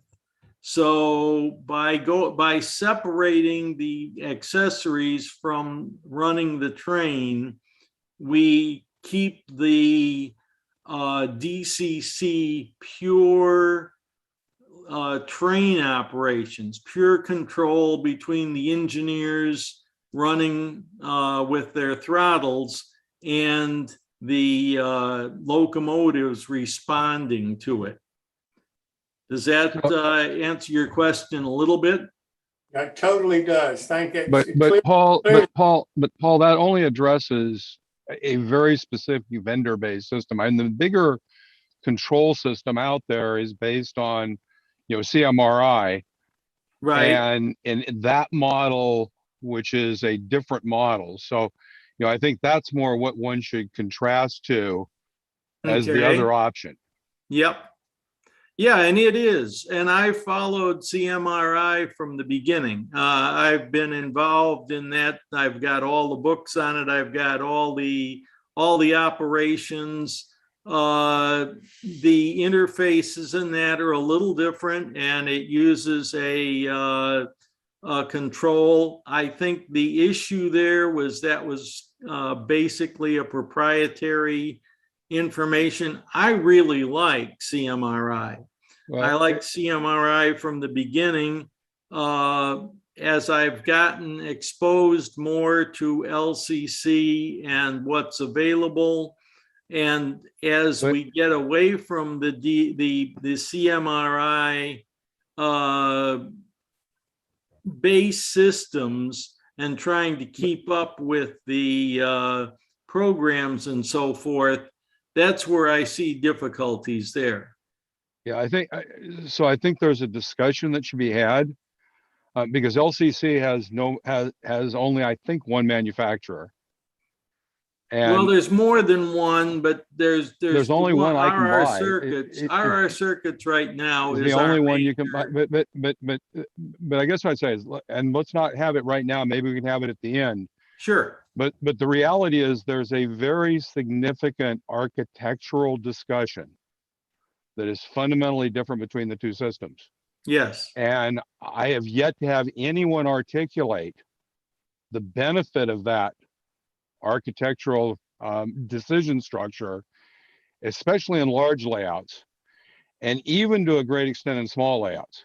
So, if we can have that discussion, because I think the reality is when you talk about something, the contrast is, do you do the distributed nodal intelligence of LCC Right. with basically a nodal publish and subscribe model, or do you go with a centralized intelligence with distributed stateless initiation? So it's stateful nodes versus stateless nodes. It's a fundamental architectural discussion in computer science that I think really should be had, because I'm not sure anybody's actually had that discussion and about the benefits. And basically, this is what I've done my whole life. So I think it's a discussion to have. So that's why I think you contrast those two. Yep, I fully agree with you there. And because this is as an LCC presentation, I didn't go into that. I did mention CMRI, and I practically attended every CMRI discussion at nationals and all that. And as I say, I have all the documentation, and I followed that technique. Right. One of the other things that we were doing as modular layouts was using Arduinos to do a lot of this that you could distribute. Before we had the RR circuit equipment and so forth, we were sending signals in a similar fashion that you can understand how we would be following. For modular systems, it's absolutely. But we'll talk about it at the end. Right. Okay. Well, let me move on here. And on this one, we see that we have the cards, or the basically the boards that make up what you were speaking of. Yes. Let me ask you. I hate to break in like this, but hearing what Phil just said, let me ask this question. I've got a small layout, and I want to run my trains with DCC, but I don't want to take the control of my trains away. So therefore, I need another system for my accessories. Now, if I use CMRI or LocoNet, I have a way instantly of buying whatever I need and plugging it in, and I can run my accessories separate from my DCC. Is that right? Not separate from your DCC with LocoNet, but I believe you would be completely separate with CMRI. Okay. So with either LocoNet or CMRI, I would be getting the same benefit, I guess, as I would from LCC. Is that right? Is that what I'm hearing? No. With LocoNet, you're using your communications of DCC communications with your DCC. But with LCC and with CMRI, you're removing the accessory activities from the running of the trains. So the discussion that we were just touching on has to do with whether we use a computer as a control point and have wires out to sections of the layout and let the computer do the work and all separate in CMRI with a computer looking at everything and making decisions, running a program, or whether you have things like these cards that I have presented here that are sending signals to each other and are a peer-to-peer system that doesn't require a centralized computer. And that's the discussion of the difference where we get into, is it CMRI that we should be following, or is it an LCC development that we should be following? And so because you asked, about LCC, I based all of this purely on LCC.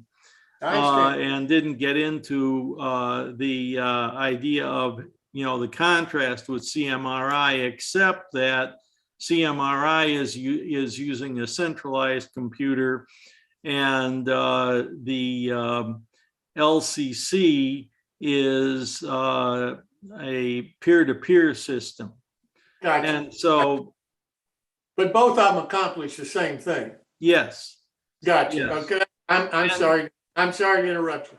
And I mean, the real difference, and this is that discussion that could be a deep discussion that would be great fun for us, especially those of us who have been around computers from the time that we built our original Intel computers and plugged boards in and soldered them all up, to things that you put together today where you buy and plug things together and make things happen. The speed with which all of these things happen and the way you control them and all has improved dramatically. I mean, when we were first doing CMRI and it came out in the magazine, we didn't have the type devices that we're using right now, and we certainly weren't talking video to each other. So the technology has moved along, and CMRI development people have moved along as well. I'm part of their work group, not work groups, but following along with the .ios and all of that in CMRI, as well as LCC and DCC. But in LCC, to go on to just continue on about this LCC variety of doing this, we have an interface that interfaces to usually a laptop computer for configuring the system. The system is not smart. It's smart, but it doesn't know what you want to do with it. So the interface allows you to communicate and allows you to do things. You use JMRI to set the volume of your horn, or possibly even to change the configuration of which button does what on your locomotive. It sets your speed, your starting voltage, and so forth if you want to. You can use JMRI to interface in there. With this, you can use JMRI to tell these next units that we call the brains what their functions really are. And then the function activities take place on the daughter boards. And so right now, as we said, RR Circuits is the example that we're working with here as the major seller of devices. People build their own, but again, that's off on, how far do you want to go and spend your time. Some people build houses, some people build bridges, and some people wire signals, and some people do it all. And the idea is to make it as easy as possible. So this is what they refer to as the world's simplest LCC. There'd be a power, you have to have power, and you have to have a node, in this case, a signal card. That's one of the brains, and a daughter board on the side.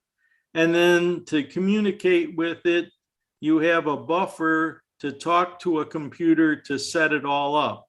When you unplug this and you turn after you've configured it, you can unplug this, and you no longer are utilizing the computer, the central computer, to do anything. The boards work and communicate among themselves.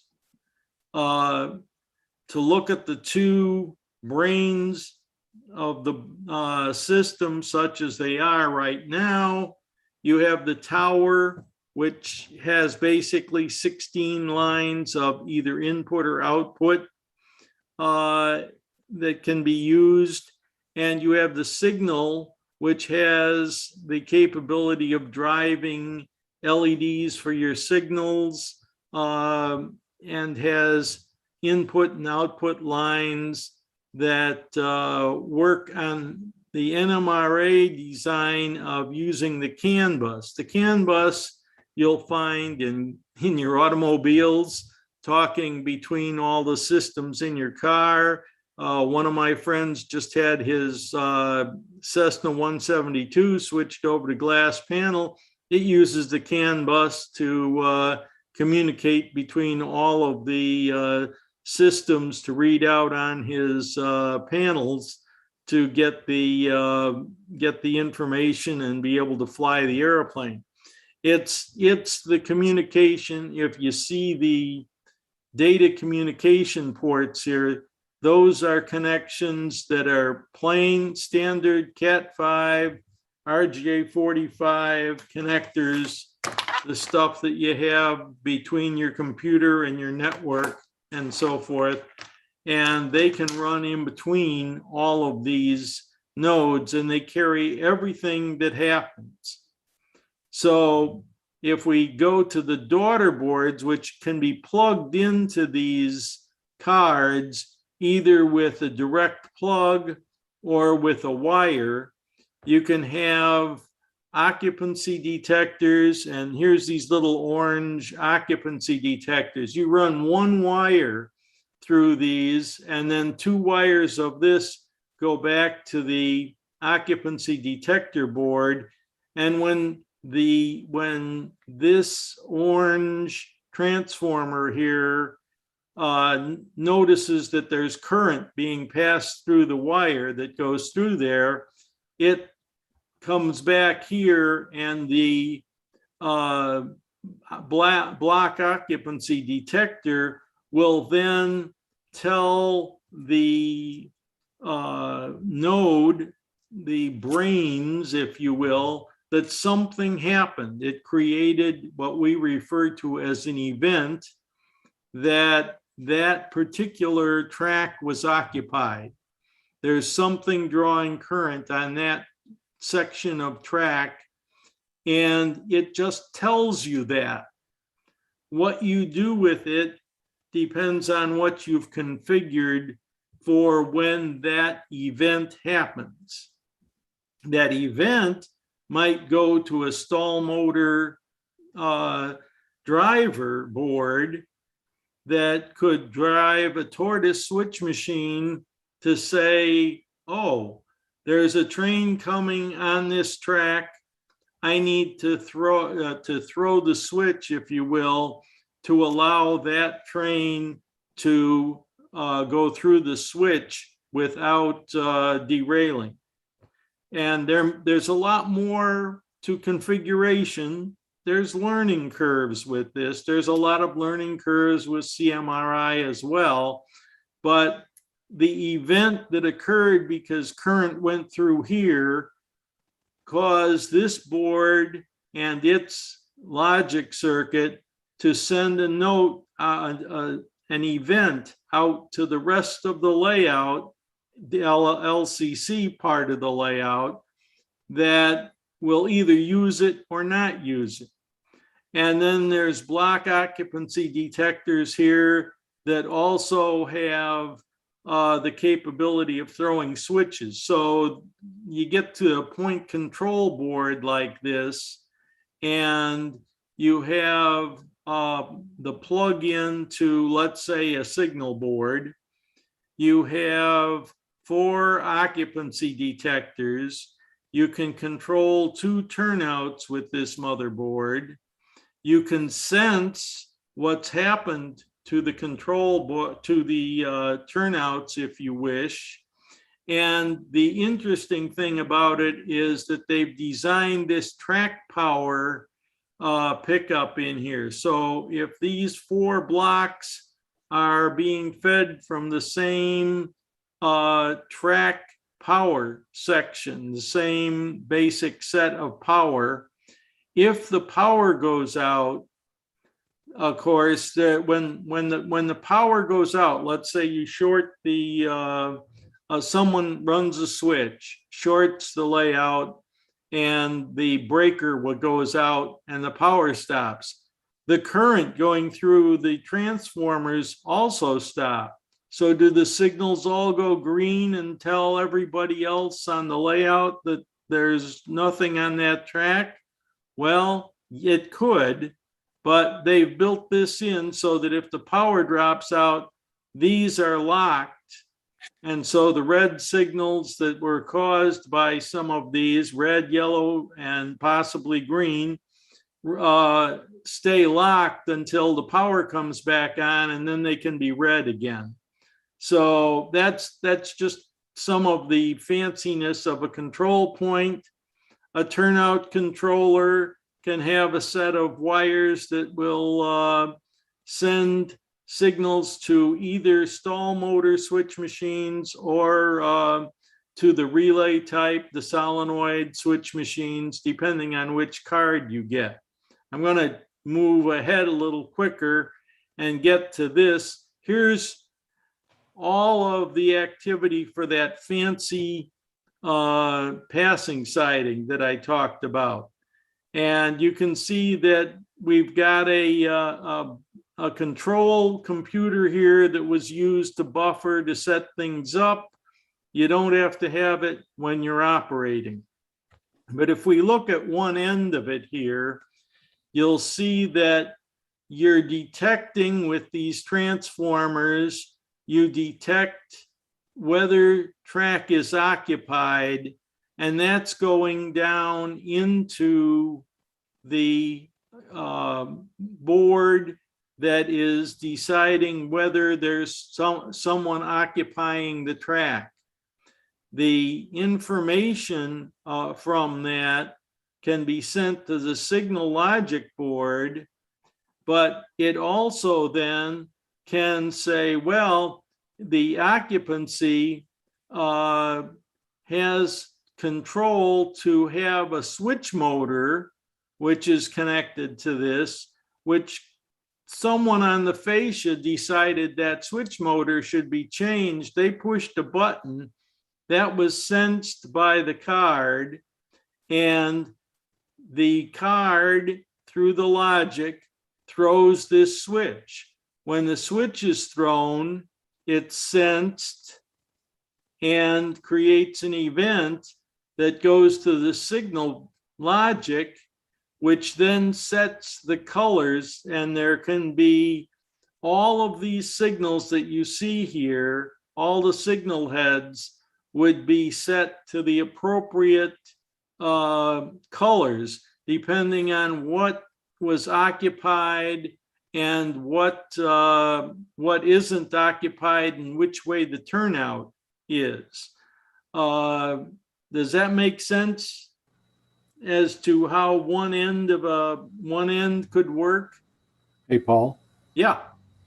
I have set this up exactly as this Uh-huh. schematic is portrayed.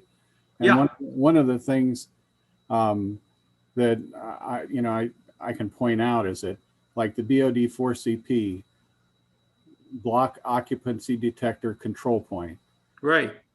different parts of that board, as what in your diagram, Mm-hmm. do different things. So while some of the boards have like 16 lines that you can set up for any kind of function, that board is pretty specific in what it does. Yes, it is. And it's tied by that 10-line ribbon cable. Yes, it is. Signal LCC, which can display up to 16 aspects. Mm-hmm. Now, you're right, somebody can push a button on the fascia to change the turnout on that, or the switch on that at that control point. But if you have a panel set up in JMRI, you wouldn't want somebody doing that unless they called the dispatcher and said, "Can I?" Well, yeah, you can actually lock those out. But in configuration, you can lock the fascia buttons out. And if you're running with a dispatcher and a computer on there, the dispatcher can control what those switches are doing, and the signals will still, the two boards will work together. The data coming in and out of those blue cables can be coming from a JMRI control panel on a computer, or from a homebrew control panel, or a set of buttons of a control panel that you built for yourself, or converted from your old direct wiring, whatever. But yeah, the information is not just kept in this little segment, but yes, the BOD4CP is really quite significant for the purpose that we see here. And I've got them hooked up that way also, and have them operating. The signal head set up, depending on how you set it up, it's designed for 4 signals with 4 different LEDs in them. If you want to, you can make it 5 with 3 colors if you don't have lunar on any of them. One of the confusion points that I run into, at least in my local NMRA group, is people don't understand, what is the role of JMRI in this, or what can be the role of JMRI in this. And I try to tell them that, you can create a panel in JMRI, and you can control your turnouts and therefore, your signaling through it. But it's also the window into the control, the CDI, the computer interface that's built into these brains, okay, to use these boards. So it isn't a program somewhere in JMRI, but JMRI sees the program in these boards, and through JMRI, there are menus within the CDI that you can see. So it's really just a window into the configuration tool that's built into the boards. Right. So I do have fascia buttons. I've actually got touch triggers from a Barrett Hill touch buttons that turn red or green, and I don't use tortoises. I use the MP1 switch machines from Model Railroad Control Systems. Sure. And I've tested this with push buttons, momentary push buttons, and things like that. and it's very robust. I mean, it works. Once you set it up, it just works. Right. You don't have to fool with it or no program update or any of that kind of stuff. But so that's what appealed to me. And I'm not an IT novice. I just retired a few years ago, but I was in IT since the early 80s. So I've actually, board built XT computers and forward. So I've got some experience in IT. But the learning curve on this is tough at first. But That's right. Once you have your aha moment, it's like the light bulb comes on and it's like, oh, well, this is easy. I just, so anyway, I just wanted to hopefully my comments reinforce what you're trying to present. Well, good. I appreciate that. Yeah, I go back to designing computer aided instruction back with Plato 4 at U of I in 1971, 72.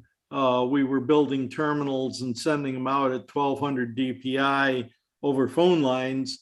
That was one of our first that we sent out. But yeah, I mean, we interfaced railroads with that and with PDP-8s, but you see the appeal. You understand the appeal of once this is set up. And if I were to scroll through, I mean, the idea that this system, instead of talking to an individual like our DCC talks to a locomotive, the LCC talks to the world and anybody who needs information, and that can be your signals or your crossings or your control panel or whatever, gets the information.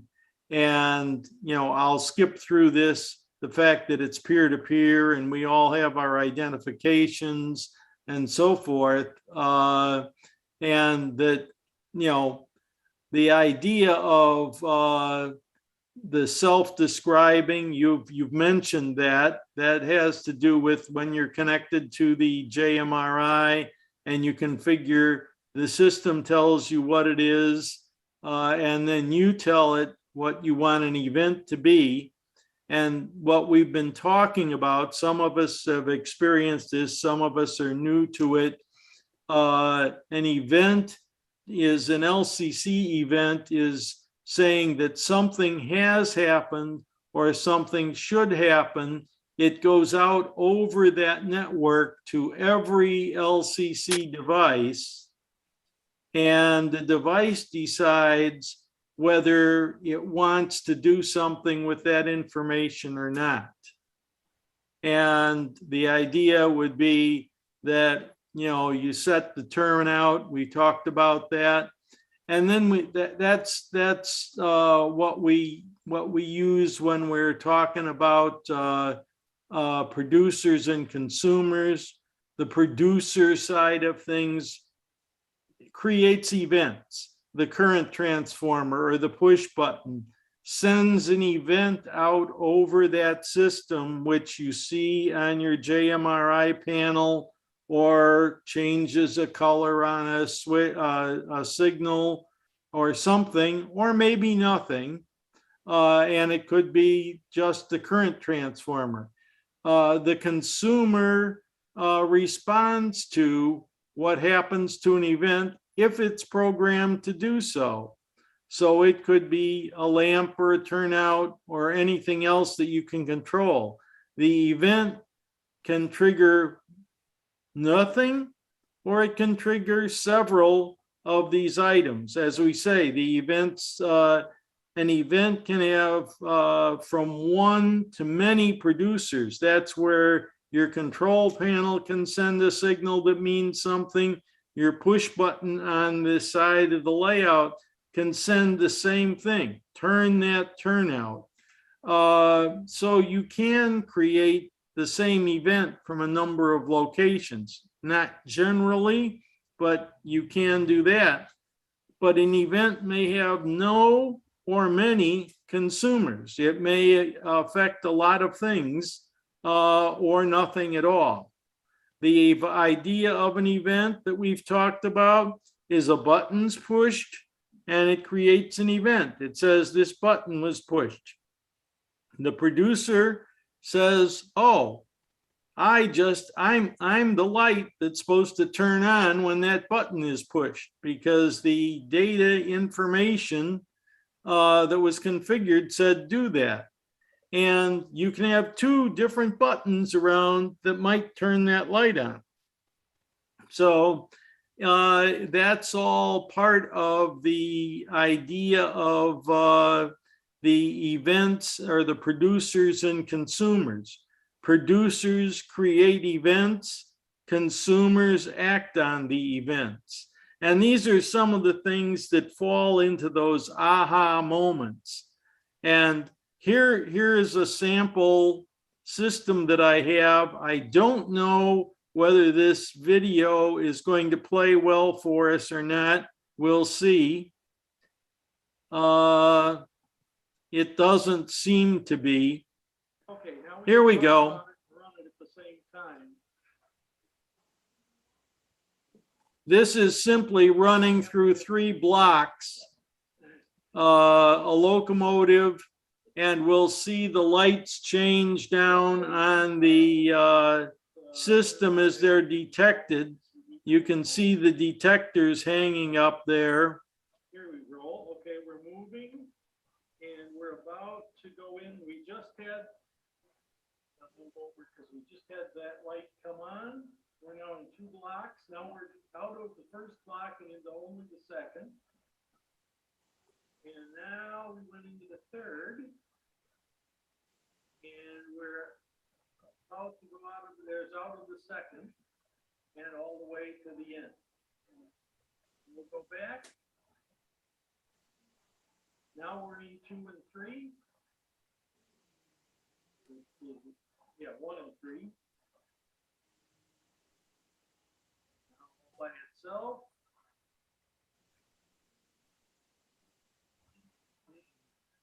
One and 2, and then 1. Only in 1. Okay. So we ran this example down at the Capitol building in Arizona, where they're building a layout that's basically all accessories are LCC. And this little example here uses an NCE connection and a computer connection if you want it. And you can program things up to run a crossover with 2 switch motors or a separate switch motor. You can have them triggered by events of the train moving along or by using push buttons. And this is purely a test bed that we use. We have a couple of these set up that we communicate with each other and talk about it. These are some of the things that I point out that are things to think about in it. Configuration can be tedious at first. It's a high learning curve. Lessons to be learned, we'll talk about in just a moment in planning. The configuration, I use the JMRI in their Panel Pro, and we'll see some experience here from Arizona. A quick going back to what's producers, consumers, you can have all of these items could be producers, push buttons and detectors and switches and so forth. Consumers can be all your gates, lights, LEDs, anything. And then some things can be both. And, a tortoise it's a consumer that's being told move somewhere, but these points that are in the single pole double throw switches inside can be producers that say what has happened, which way has it gone. So they all can work together and talk to the boards, the signal boards. This is just a quick shot here. Mine is set up with OpenLCB you click in here to get into the control in JMRI when you're using it as a tool, and the system will tell you what you've got hooked up. This is that test system, and it shows that there's a couple of smart boards and what they are and what we've named them and so forth. You go in and name these what you want them to be. You set the names and you set the descriptions. The manufacturers and the type of information remains the same, much like your decoders. It gets complicated. As I say, configuration can be complicated, but as in here, you can put your name, you can put what it's going to do, you can pick out a button or an input and say what you want it to be. That's a learning curve. It's more than this is set up to talk about. So to take a quick look down at Arizona, there's the museum. Here's the layout. You can see the multiple levels. It's under construction. We were kind of locked out of there for both COVID and political reasons. The whole capital area of the Arizona Capitol was surrounded by, first of all, it was locked out for COVID, and then it was surrounded by fences, and so there was little activity going on. But in working on this, we say there's a learning curve. You have to take it step by step. The idea of having that test bed gives you a chance to play around with different things. I have one or two of just about all the boards on mine that I can plug in. There isn't a lot of documentation out there yet. This book you can get. It's a nice book to read. If you get it, get the book. If you get it on your, if you put it on your iPad, which you can get, it gets real confusing because it's not well organized from page to page. There's user groups and so forth. The manufacturers, RR Circuits, and that have extremely nice presentations about the equipment and explanations on how to use it. And you don't be afraid to ask questions. There isn't any dumb question at all on the networks and so forth. The idea is to take it slow.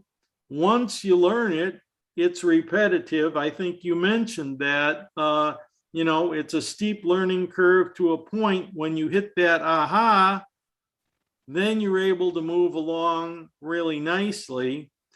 And the recommendation for creating this is just out there to run everything along with the railroad. And, planning, if you name all your switches and have mileposts and so forth, it makes it easier to program and to configure things.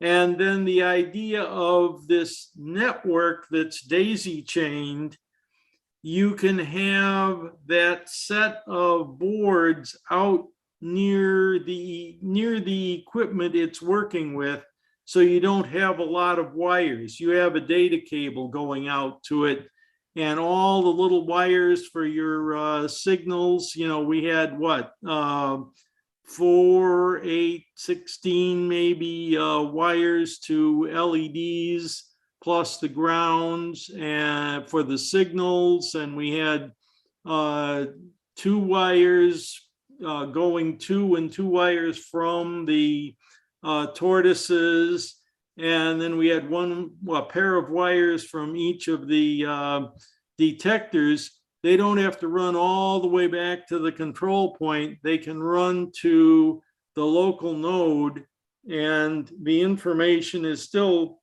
sent over the data cable. So you put them around and have them out where they're closer to what you're doing. Again, putting them together, because the cards are made up in these configurations, it's kind of best to do that. The current transformers, we found that we can put those little orange current transformers back near their breakers and use it that way. The real recommendation is that you have it near where it feeds the track. We found very little difference in our operations, whether we have them back where the power is coming out of a particular breaker, or whether we have it out where it's feeding the track. Now, if you're using subsets of that, where you want to have a section of a power section that is the grade crossing, you can put another detector just on that and it will send the data. Isolating is quite the same thing. Blocks should be completely isolated instead of having a common side. Sub blocks I just mentioned using, and there's all kinds of things that you might put together and think about, because there's Arduino activities, and as I say, there's PIC activities, there's all of these different things that can be hooked up and put into it. Right now, the situation out there is 66 signals and 55 of those BOD4 CP cards, and they've gone in without letting the magic smoke out, except for one little situation where a person made a mistake and hooked the power up backwards. That was not an issue of the equipment itself. It was just something that somebody did at the wrong point.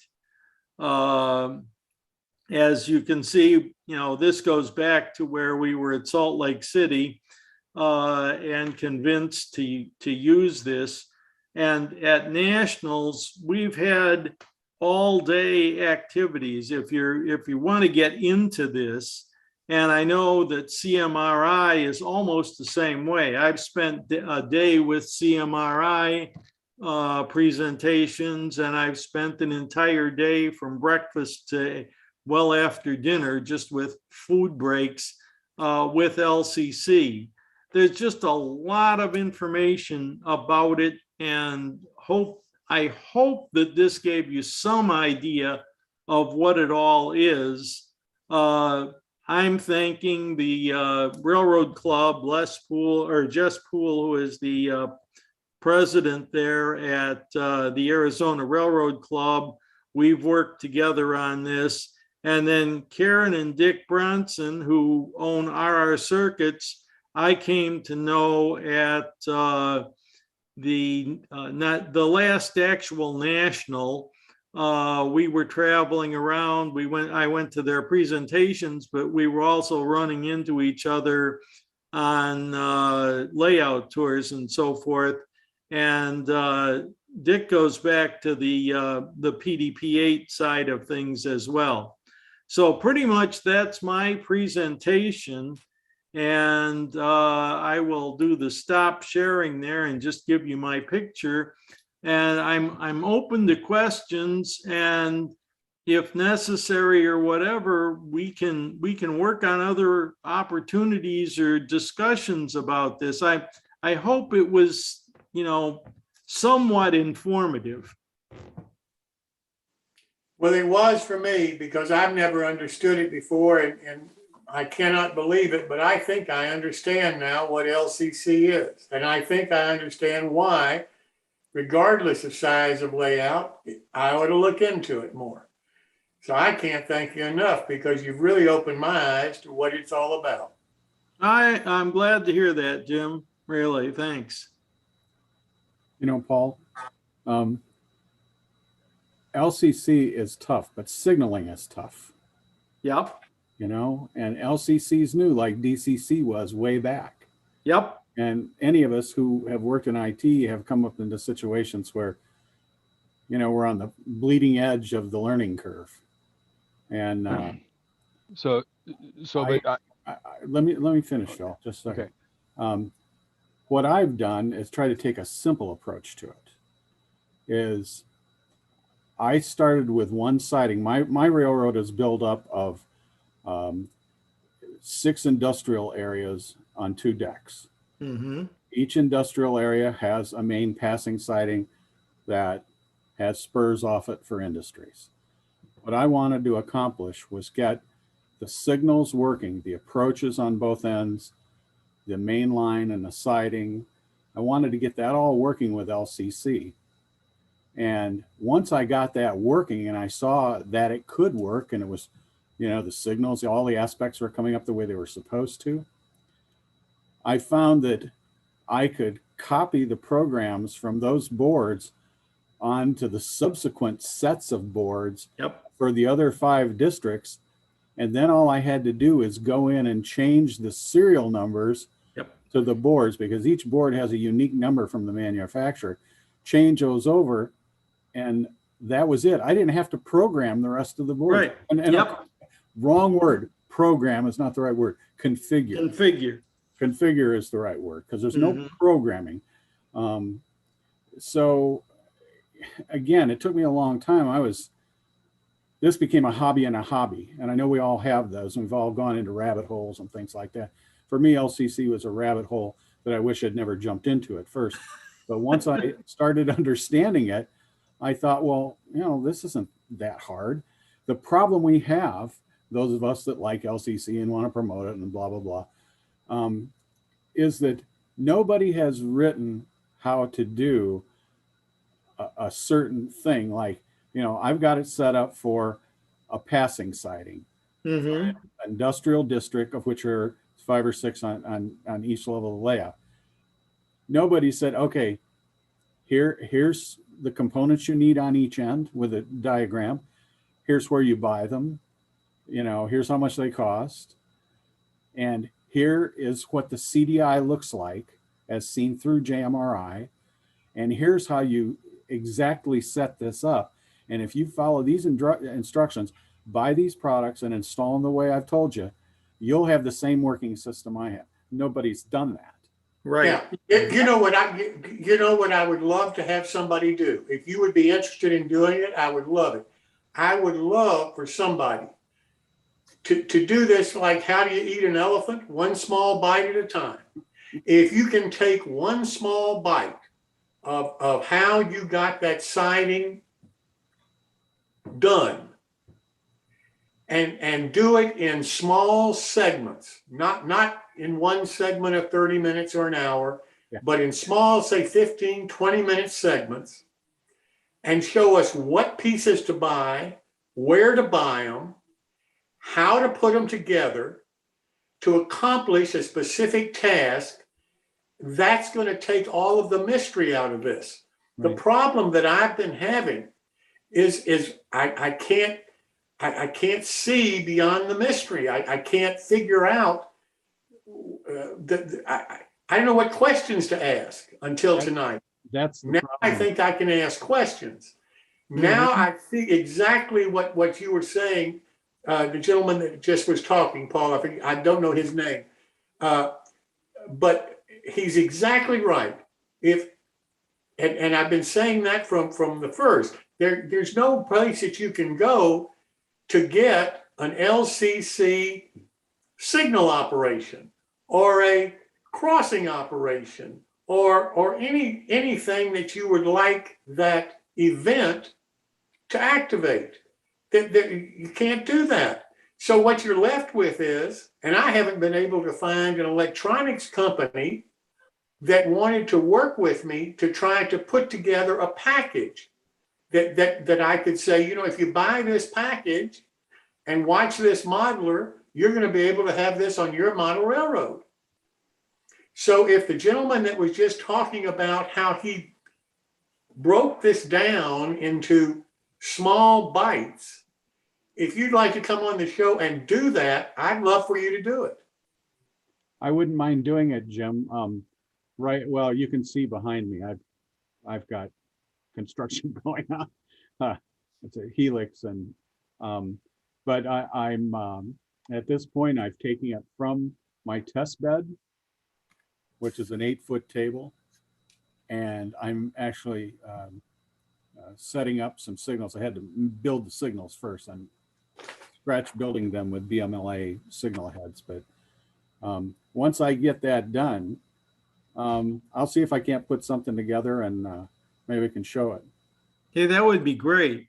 I mean, you Yeah. know, the problem, I agree with the exactly what you're saying, and I tried to make the presentation less intimidating than the books. I mean, you read the books and it's awful. What I cut out of it today was just the configuration of turning a lamp on by pushing a button. There's so many pages that you look at. You saw I clicked through 2 or 3 that said push the button, turn on the light. You understand, because you've been there, what all that means. Right. And I agree with you completely. That would be, you know, tremendous to take something like the passing siding and, you know, put it together and show it as a package. Right.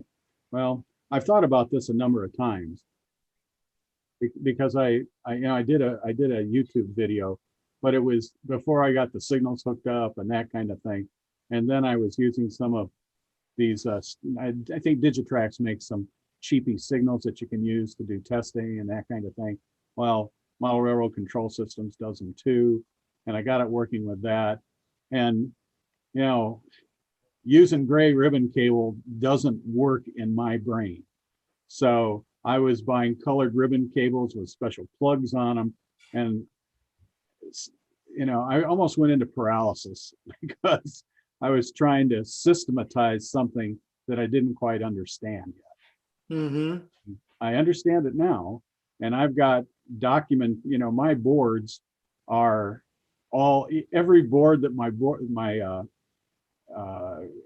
LCC boards are on, I've got labels on them so that while I'm under the layout wiring it up, I don't have to think about what goes, you know, what goes where. Right. So I know where, you know, the approach signal goes, and I know where the dwarf coming out goes, and that kind of thing.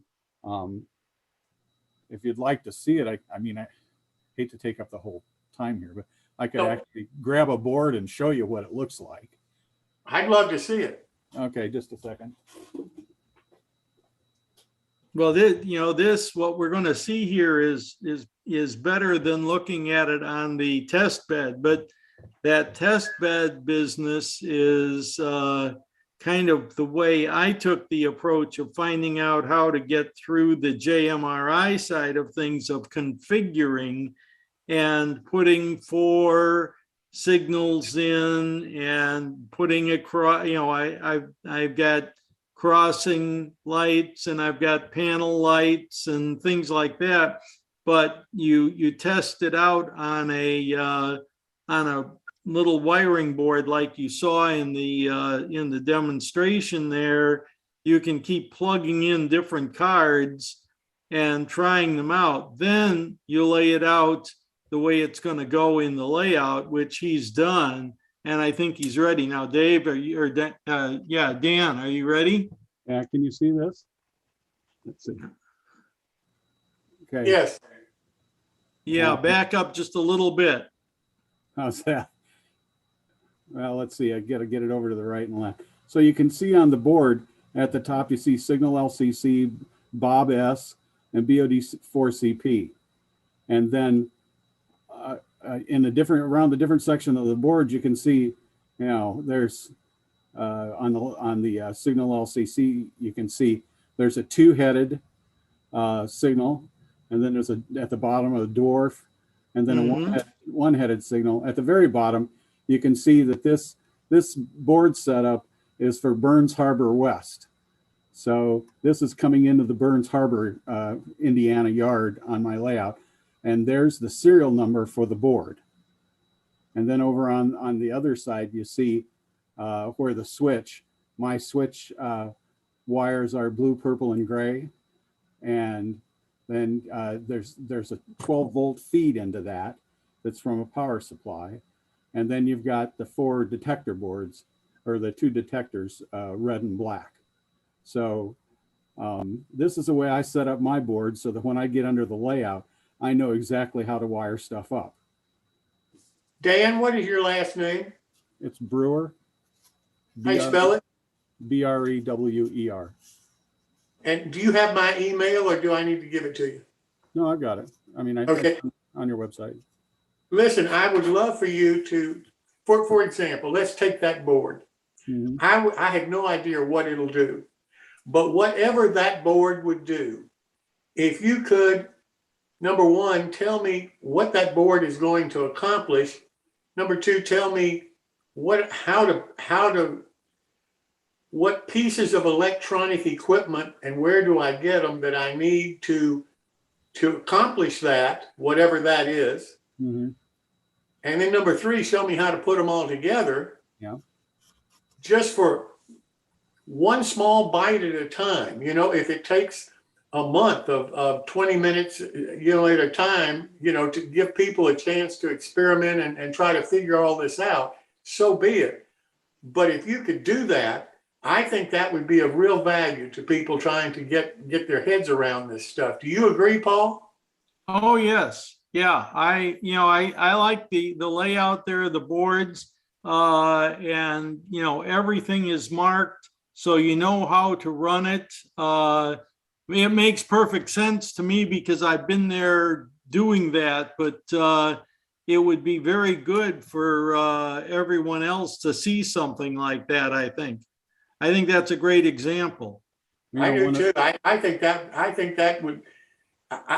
that would really help a lot of people try to understand this. The other thing that I'll mention too, I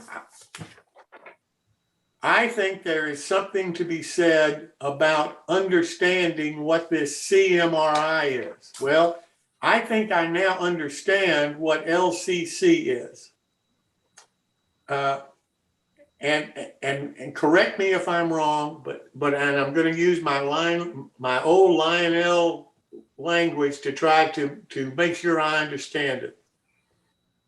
I used to have a ZW transformer, and I used the 2 controllers on the outside of that ZW to operate my trains.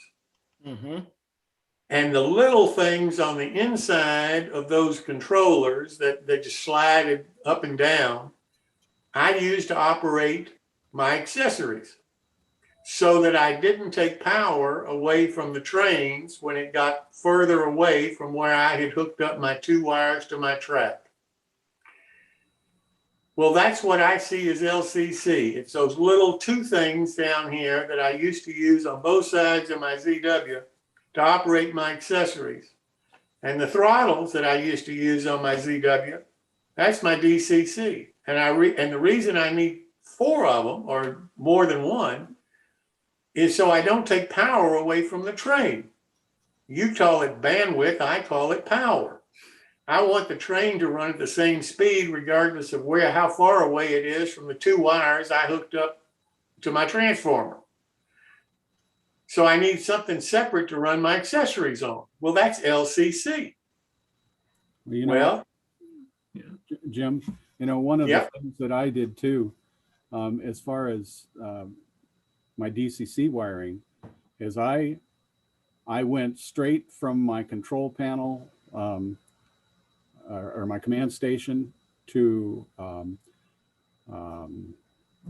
into my circuit breaker.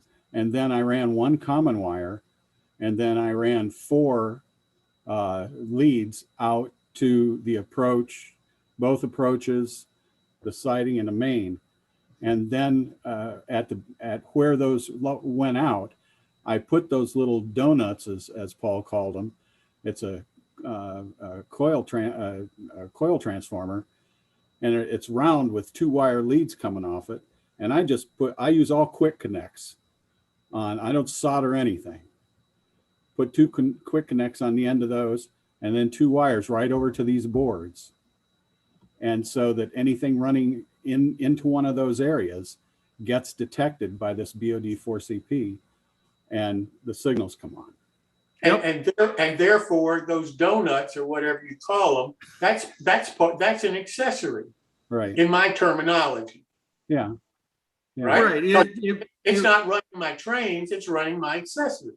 Right. It could be like your BD20 from NCE, except that requires a couple of extra wires. It requires a power supply. It requires a couple of loops through, some sensitivity. So I had all that first. And I've gone to the what I refer to the donuts, but that's just a little little transformer that's picking up the fact that current is moving through the wires. Right, I understand. And you I know, totally understand. It's like Lionel used to run their accessories. You know, we used to put a piece of a metal on top of on top of one of the rails of the track. When the train ran over it, the light came. Yep. It's the same principle. It's just, you know, different electronics now. right. Yeah, we've gotten fancier with our circuitry at this point than we had back then, but we've all probably, you and I know, have experienced that. That was how we got the lights to flash back and forth, the two red lights flashing because it went across the two sections. Exactly. Yeah. Exactly. Well, now Today we have a circuit that flashes the lights, and when the train gets in the area of that, it says flash the lights. Right. But see, what you've done for me tonight is put it in language that I can understand, that I can interpret. I understand it now because I can talk about it as I know the electronic part of it. I don't know today's terminology or today's technology or how to use all of it, but I know the principle. And there's no difference in the principle. It's just that it's much more sophisticated today than it was when I had my Lionel running. The other thing is, I think it might be valuable to talk about and really have a discussion about what this CMRI is. Right. I don't know what the difference is between, quote, CMRI and LCC. Now, I'm sure there must be one, but I can't tell you what it is because I don't understand how CMRI is any different. From what I'm hearing, there's a whole different technological philosophy behind what CMRI is doing and what LCC is doing. It's actually really simple, Jim. Okay. JMRI Panel Pro is the thing that most large railroads use to run the signaling system and run the dispatcher panel. So you get a dispatcher panel that looks like a CTC panel. And when you implement, they go through JMRI. And JMRI is designed then to turn things on and off, right? So, for example, if the dispatcher turns a turnout from normal to divergent and pushes the button on the panel, that sends a signal out that says to something, change this turnout power this way. And so the control comes from this program that's running, a big program that's running up in your computer. Okay. In my terminology, that's what I used to call my control panel. It had my transformer. It had all my buttons, all my toggle switches, and everything right in one place, right? Right. I had to take wires from each one of those things all the way out to wherever it needed to be to operate. Not really. So both from a JMRI perspective, JMRI runs in a computer. And because it runs in a computer, it talks to the world through a single connection. Okay, it's just like any other computer program. It talks to the world through a single physical interface. You don't have on the back of your computers 100 wires to run to the signals. Coming out of the computer, there's one wire with a digital signal. It runs to a piece of equipment. Can you guys let me share? I'll share something that I think will explain this. If I can try. There we go. Sure, I get the screen you guys are on. So can you guys see this? Yep. So this is, I blew that because now I put it up on the screen you're not seeing. It was there. Yeah, it was. And the problem is that it actually, when I put it in a presentation mode, it went on my second screen. So basically, if you look at this, this is JMRI. So the way to think about JMRI, Jim, is JMRI is the thing that has all the logic in it to equate your layout and the signals in your layout to the way they operate, and emulates a big operational railroad. Okay. It basically has outputs and says, if I'm the dispatcher and I throw that turnout and I push the button, it doesn't turn a wire on, it turns a signal on that says, turn this output on or this output off. Those signals come out of JMRI from your computer through a computer interface, and they have to be implemented in the layout somewhere. What CMRI does is CMRI is really dumb. All it does is you can tell it turn on port 107 and it'll turn it on, or turn off port 107 and it'll turn it off. Or if one of those detectors signals there's a train in a track, it'll turn on and send a signal, I detected this. And when it goes away, it says, I don't detect it anymore. So basically, all the intelligence for running your layout has to be in JMRI. There's no intelligence out here in CMRI. It's stupid. So the way to think about this is the old phone system. This is your analog phone down here. All it does is rings and you can pick it up and talk to it. It's really stupid, but it's really simple. But all the intelligence to run your layout is up here in JMRI. And this, by the way, this is a big program to learn and run.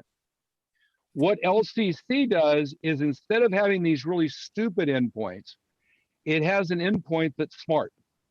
So what happens is, over here, to turn a light on, if I've got a switch here and a light, I turn the switch, this wire comes high, this guy says, oh, that turned up, it sends a signal to JMRI. JMRI has to make the decision up here to send a signal back to say, turn on the light. The difference is in LCC, when that light turns on, this LCC node can have the intelligence in it, and I call it programming. It's to be able to turn that light on right there locally. It doesn't have to go all the way up to JMRI. And that has two big advantages. And whether you need those on your layout is a discussion about how your layout works. The first is you can run it without JMRI. So you notice it's over here, there's no JMRI. That's what Paul got to, is if you've got a small layout, you can do it, but right now the programming is challenging to do that. But it's probably easier with a small layout to do that than buy into JMRI. The other advantage, and this is actually the interesting advantage that Dan, I think, brought out, which is very interesting, is if you've got a mid-sized layout and you run CMRI, then every time you want to use your layout in any way and throw a turnout, most of the turnouts, the only way you can do it is to go through JMRI or program them all locally, and that's a lot of work. If, on the other hand, you do like Dan's doing, you say, okay, I've got 4 major sidings, I've got this, my main line. If you do those with LCC as your control mechanism, then if you've got push button control in addition, you can have all those things set up where if JMRI is not there, you get local control. If JMRI is there, then maybe you have to ask for control from the dispatcher. But the point is, the reason, if you've got a huge layout, we're always going to turn on JMRI. You're a big club. When you run the layout, you turn on JMRI, you have a dispatch panel up. This probably is more cost effective. But if you want to be able to run without JMRI, or you want to be able to have it run with JMRI, but run without it at certain times architecturally, that's when you would choose LCC. So it's really 2 different systems. Does that make sense? I think, Phil, this is the old phone system. This is the new system where you got a smartphone out here that can do other stuff than just be phone calls, if that makes sense. But Phil, I think that makes perfect sense. I think you've got it. I mean, you've got it down. Willie's saying no, he doesn't understand it. The mid-sized layout idea, the low and mid-sized layout where it's, you just unplug things when you're done. Yeah, they can run it. And they can have the few lights that work, and it's cool. But when you get into a larger layout, you want a control panel and JMRI, and then this, I think you hit it And right that's, on I the think, head. All right, definition. hold it. I'm confused here. Small layout. Do I need LCC or do I need CMRI? Small layout. LCC would probably be the easier, small to mid-sized layouts, because once it's set up, you turn it on and it's running. You don't have to have a computer hooked up. You don't have to have JMRI running or anything else. You can do what you did with your Lionel.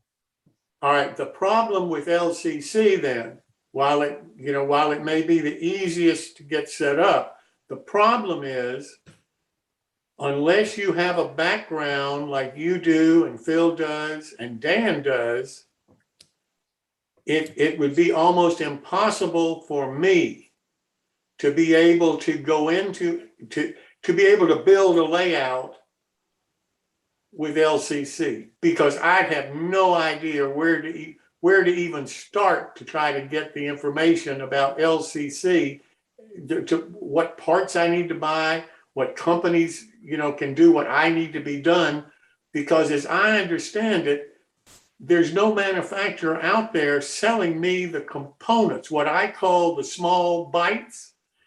I can't find the bytes to put together so I can build my elephant. Jim, it is difficult. It took me a long time to come up with a standardized set of products to put it together. And Phil mentioned cost. My cost is basically $200 a siding, and that does not include signals. So we know For LCC. Yeah, signaling's not cheap anyway. And when you look at signals, if you build them like I'm doing, I bought the signal heads on a deal, the BLMA signal heads, and I'm using Plastark stuff to put together some signals with, ladders on them and stuff like that. So my signals are only costing me about $9 a piece. But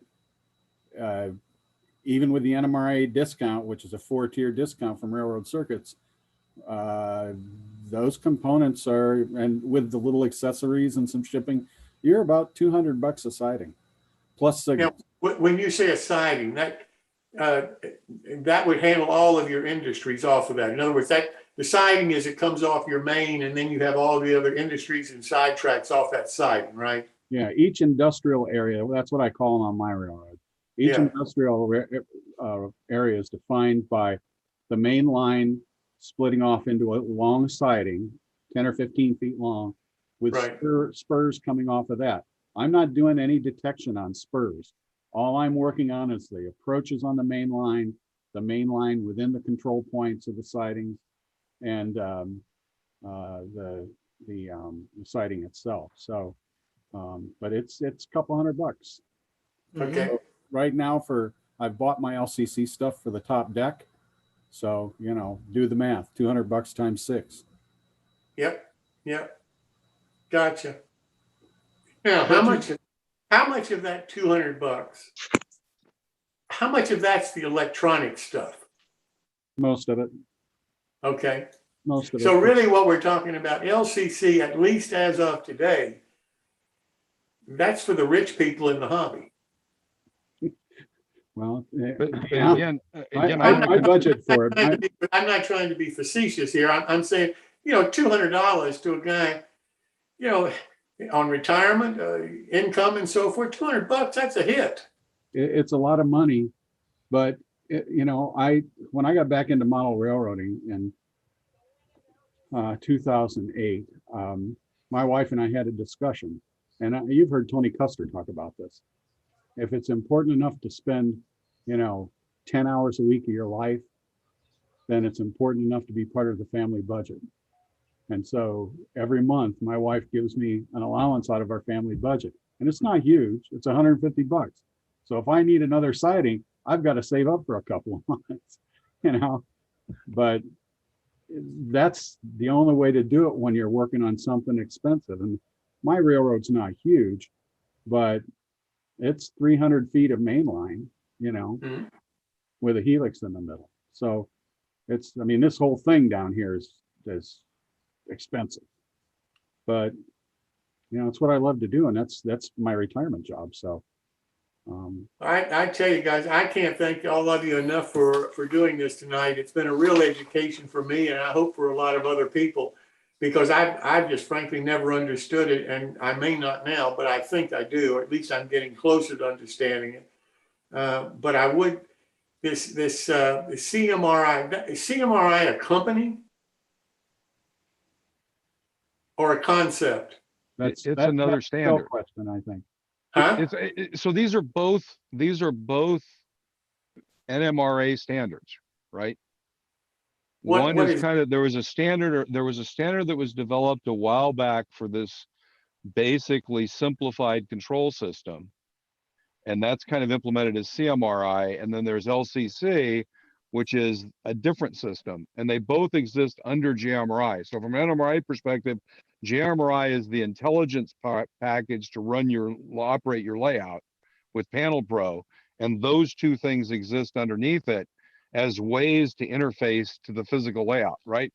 Panel Pro is logic software. They're the physical interfaces.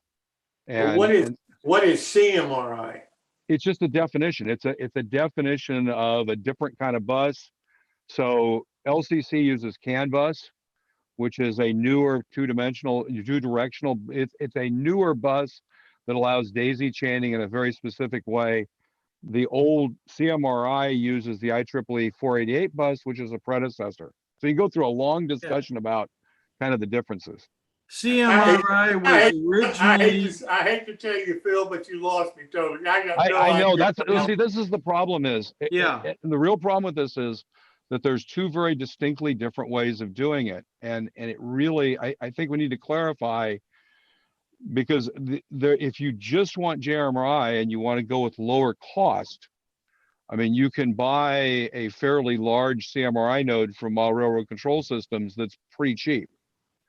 But on the other hand, it's not going to give you the functionality that Dan's enjoying, which he's going to set these things up and run them without having to get a full-blown computer system program up and do all that. He can get his layout running.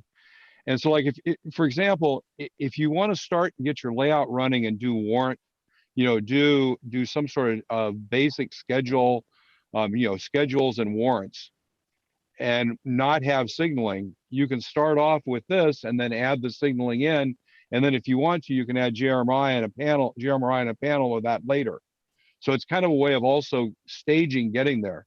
The problem with JMRI is you've got to start and do everything kind of at once. It's a big project, right? Dan, I mean, you're kind of, once you get a sighting done, even without having the signals in, it works, and then you get the signals in and it kind of works as an independent unit, and then you integrate it together. So there's an interesting thought process about, if you're building a layout, you can get pieces of it operational more quickly, potentially this way. So those are the kind of differences you need to look at about which one you choose. I have a question. Yes, sir.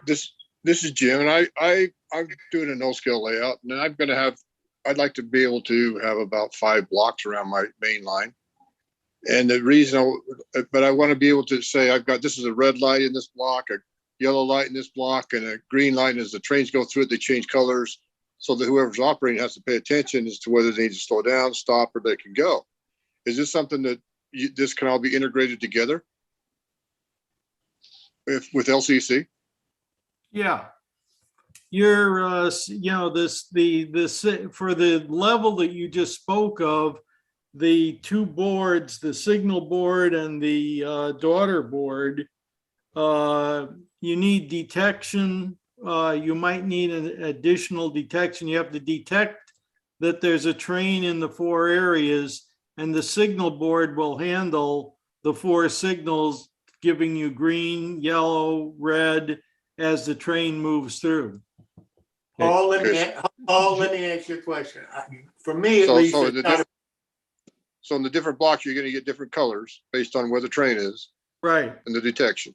Yep. Okay, see, that's the kind of wiring that I like to find out about. So Jim, How by to the do way, if all you want is lights to light up, that there's a train in the next block in front of you, Atlas makes a board for that basically does that. You run the track power through it and it'll turn the lights on and off. It came with their original O-scale signaling system. So this is more if you want to control things Right, I versus just understand have that. lights. Yeah, exactly. Yeah, I understand that. And I like the way this operates with the siding, and it changes the lights and everything else there. I mean, there's going to probably be a little bit of that, but I'm not going to get into a great big operating thing. I just want a few things to function. You know what I mean? So that you have to pay attention. Yeah, and that's where the individual, like the Atlas works great for doing just what it does, but that's doing that. Now you decide you want to expand and have the switches and so forth. It doesn't interface. Right, I understand that. Yeah. So, and that's okay too, because a lot of my switches are going to be hand throws anyway, with the exception of the main line itself. So, I mean, it's not that big. I might be able to run 2 trains, maybe 3 trains at a time around this thing when I'm done. But it's just nice to watch the lights change as you go through the different blocks, whether you have another train in front of you or behind you or whatever. So To throw in a real, not a red herring, but our railroad club in Three Lakes, Wisconsin, for 5 years, we taught middle school through 8th graders how to program Arduinos to do just what you're talking about in bidirectional signaling. But that's all it did. And right. the students were able to do that on our modular layout with single track and double track, where they had to decide whether they could send trains through and so forth. So, that could be done. We were teaching computer programming using the layout as the example. It can happen, but again, that's when you've got somebody who's teaching, the particular programming and so forth. We had one person teaching the logic and one person teaching the actual programming, and the students did it in a week. But, and they were on television and everything else, but that's all it did. And it was all breadboard wired. And, when it was done, we took it apart and we unplugged it, and that was that. But yeah, I mean, you can do those things individually, but what I've seen and what Dan has mentioned with his little thing, and I think it was Phil talking with the CMRI, which was our original computer model railroad interface, which is what that stands for, which went back to the mid 80s or something like that. Yeah, it was a bunch of us electronic geeks to a certain extent playing with our model railroads. And the idea with the using JMRI, whether it's with CMRI or whether it's with LCC, depends on how you want to hook it up and connect it, the level that you're at, and the universal interfaces, the fact that it all works together through one system rather than being a number of proprietary systems. And my big point is keeping it as an accessory, not part of the DCC or whatever system you're running your layout on. See, that's kind of where your trains. Yeah, that's kind of where I want to go. I'd rather have it separate, but then you run the trains according to the signals that are presented to you. Mm-hmm. But I like what's been talked about with this LCC, because it's something I may even want to build on and go even a little further, because part of my layout will be a double main, and I would like to be able to switch the trains from one side to another if need to, from one eastbound to a westbound track, as well as get back on that's right track, but with the return loop at the ends. But that's kind of what I'm looking for, some information how to do that. And I've been enlightened today just listening to this presentation. So thank you very much. But Jim, Okay. you can just do that with using DCC. You don't need, it's just the control of the locomotive. I sent you as a private chat, and I mentioned to everybody, there is a simple YouTube guy, I forget his name now, DIY, he calls himself Trains. And he has a whole program on using Arduinos and setting up a system, and it's very simple. He even gives you the program. So you may want to have a look at that. I sent it to you in the private chat. Now, Okay, thank you. Since everybody's snoring on this, because there's only a few of you guys that are interested in really this. Paul, I have a question. Is the big train club still in the Phoenix Capitol building? I don't know if that's what it is. It was in the fairgrounds. I'm not sure.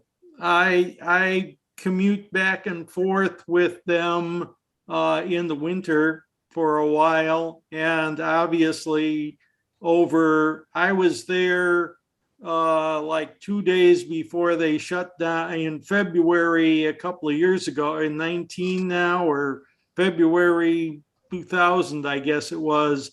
The last next to the last day of February, I gave one of these talks the next Sunday, which was the 1st of March, and then everything shut down, and I haven't been back and forth, and everything was locked out. So I don't know. I haven't been down to Arizona, and our relatives that we commute with back and forth haven't been up here either. So I think it was called the Thunderbird Club.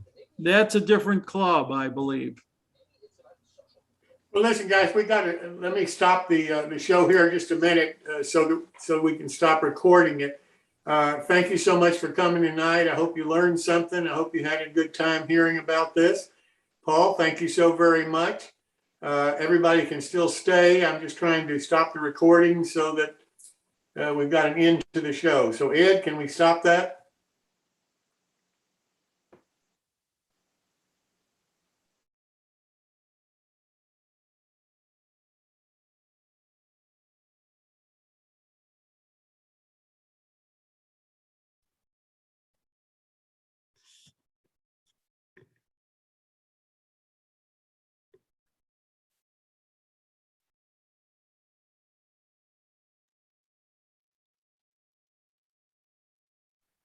All aboard! New tracks! All aboard!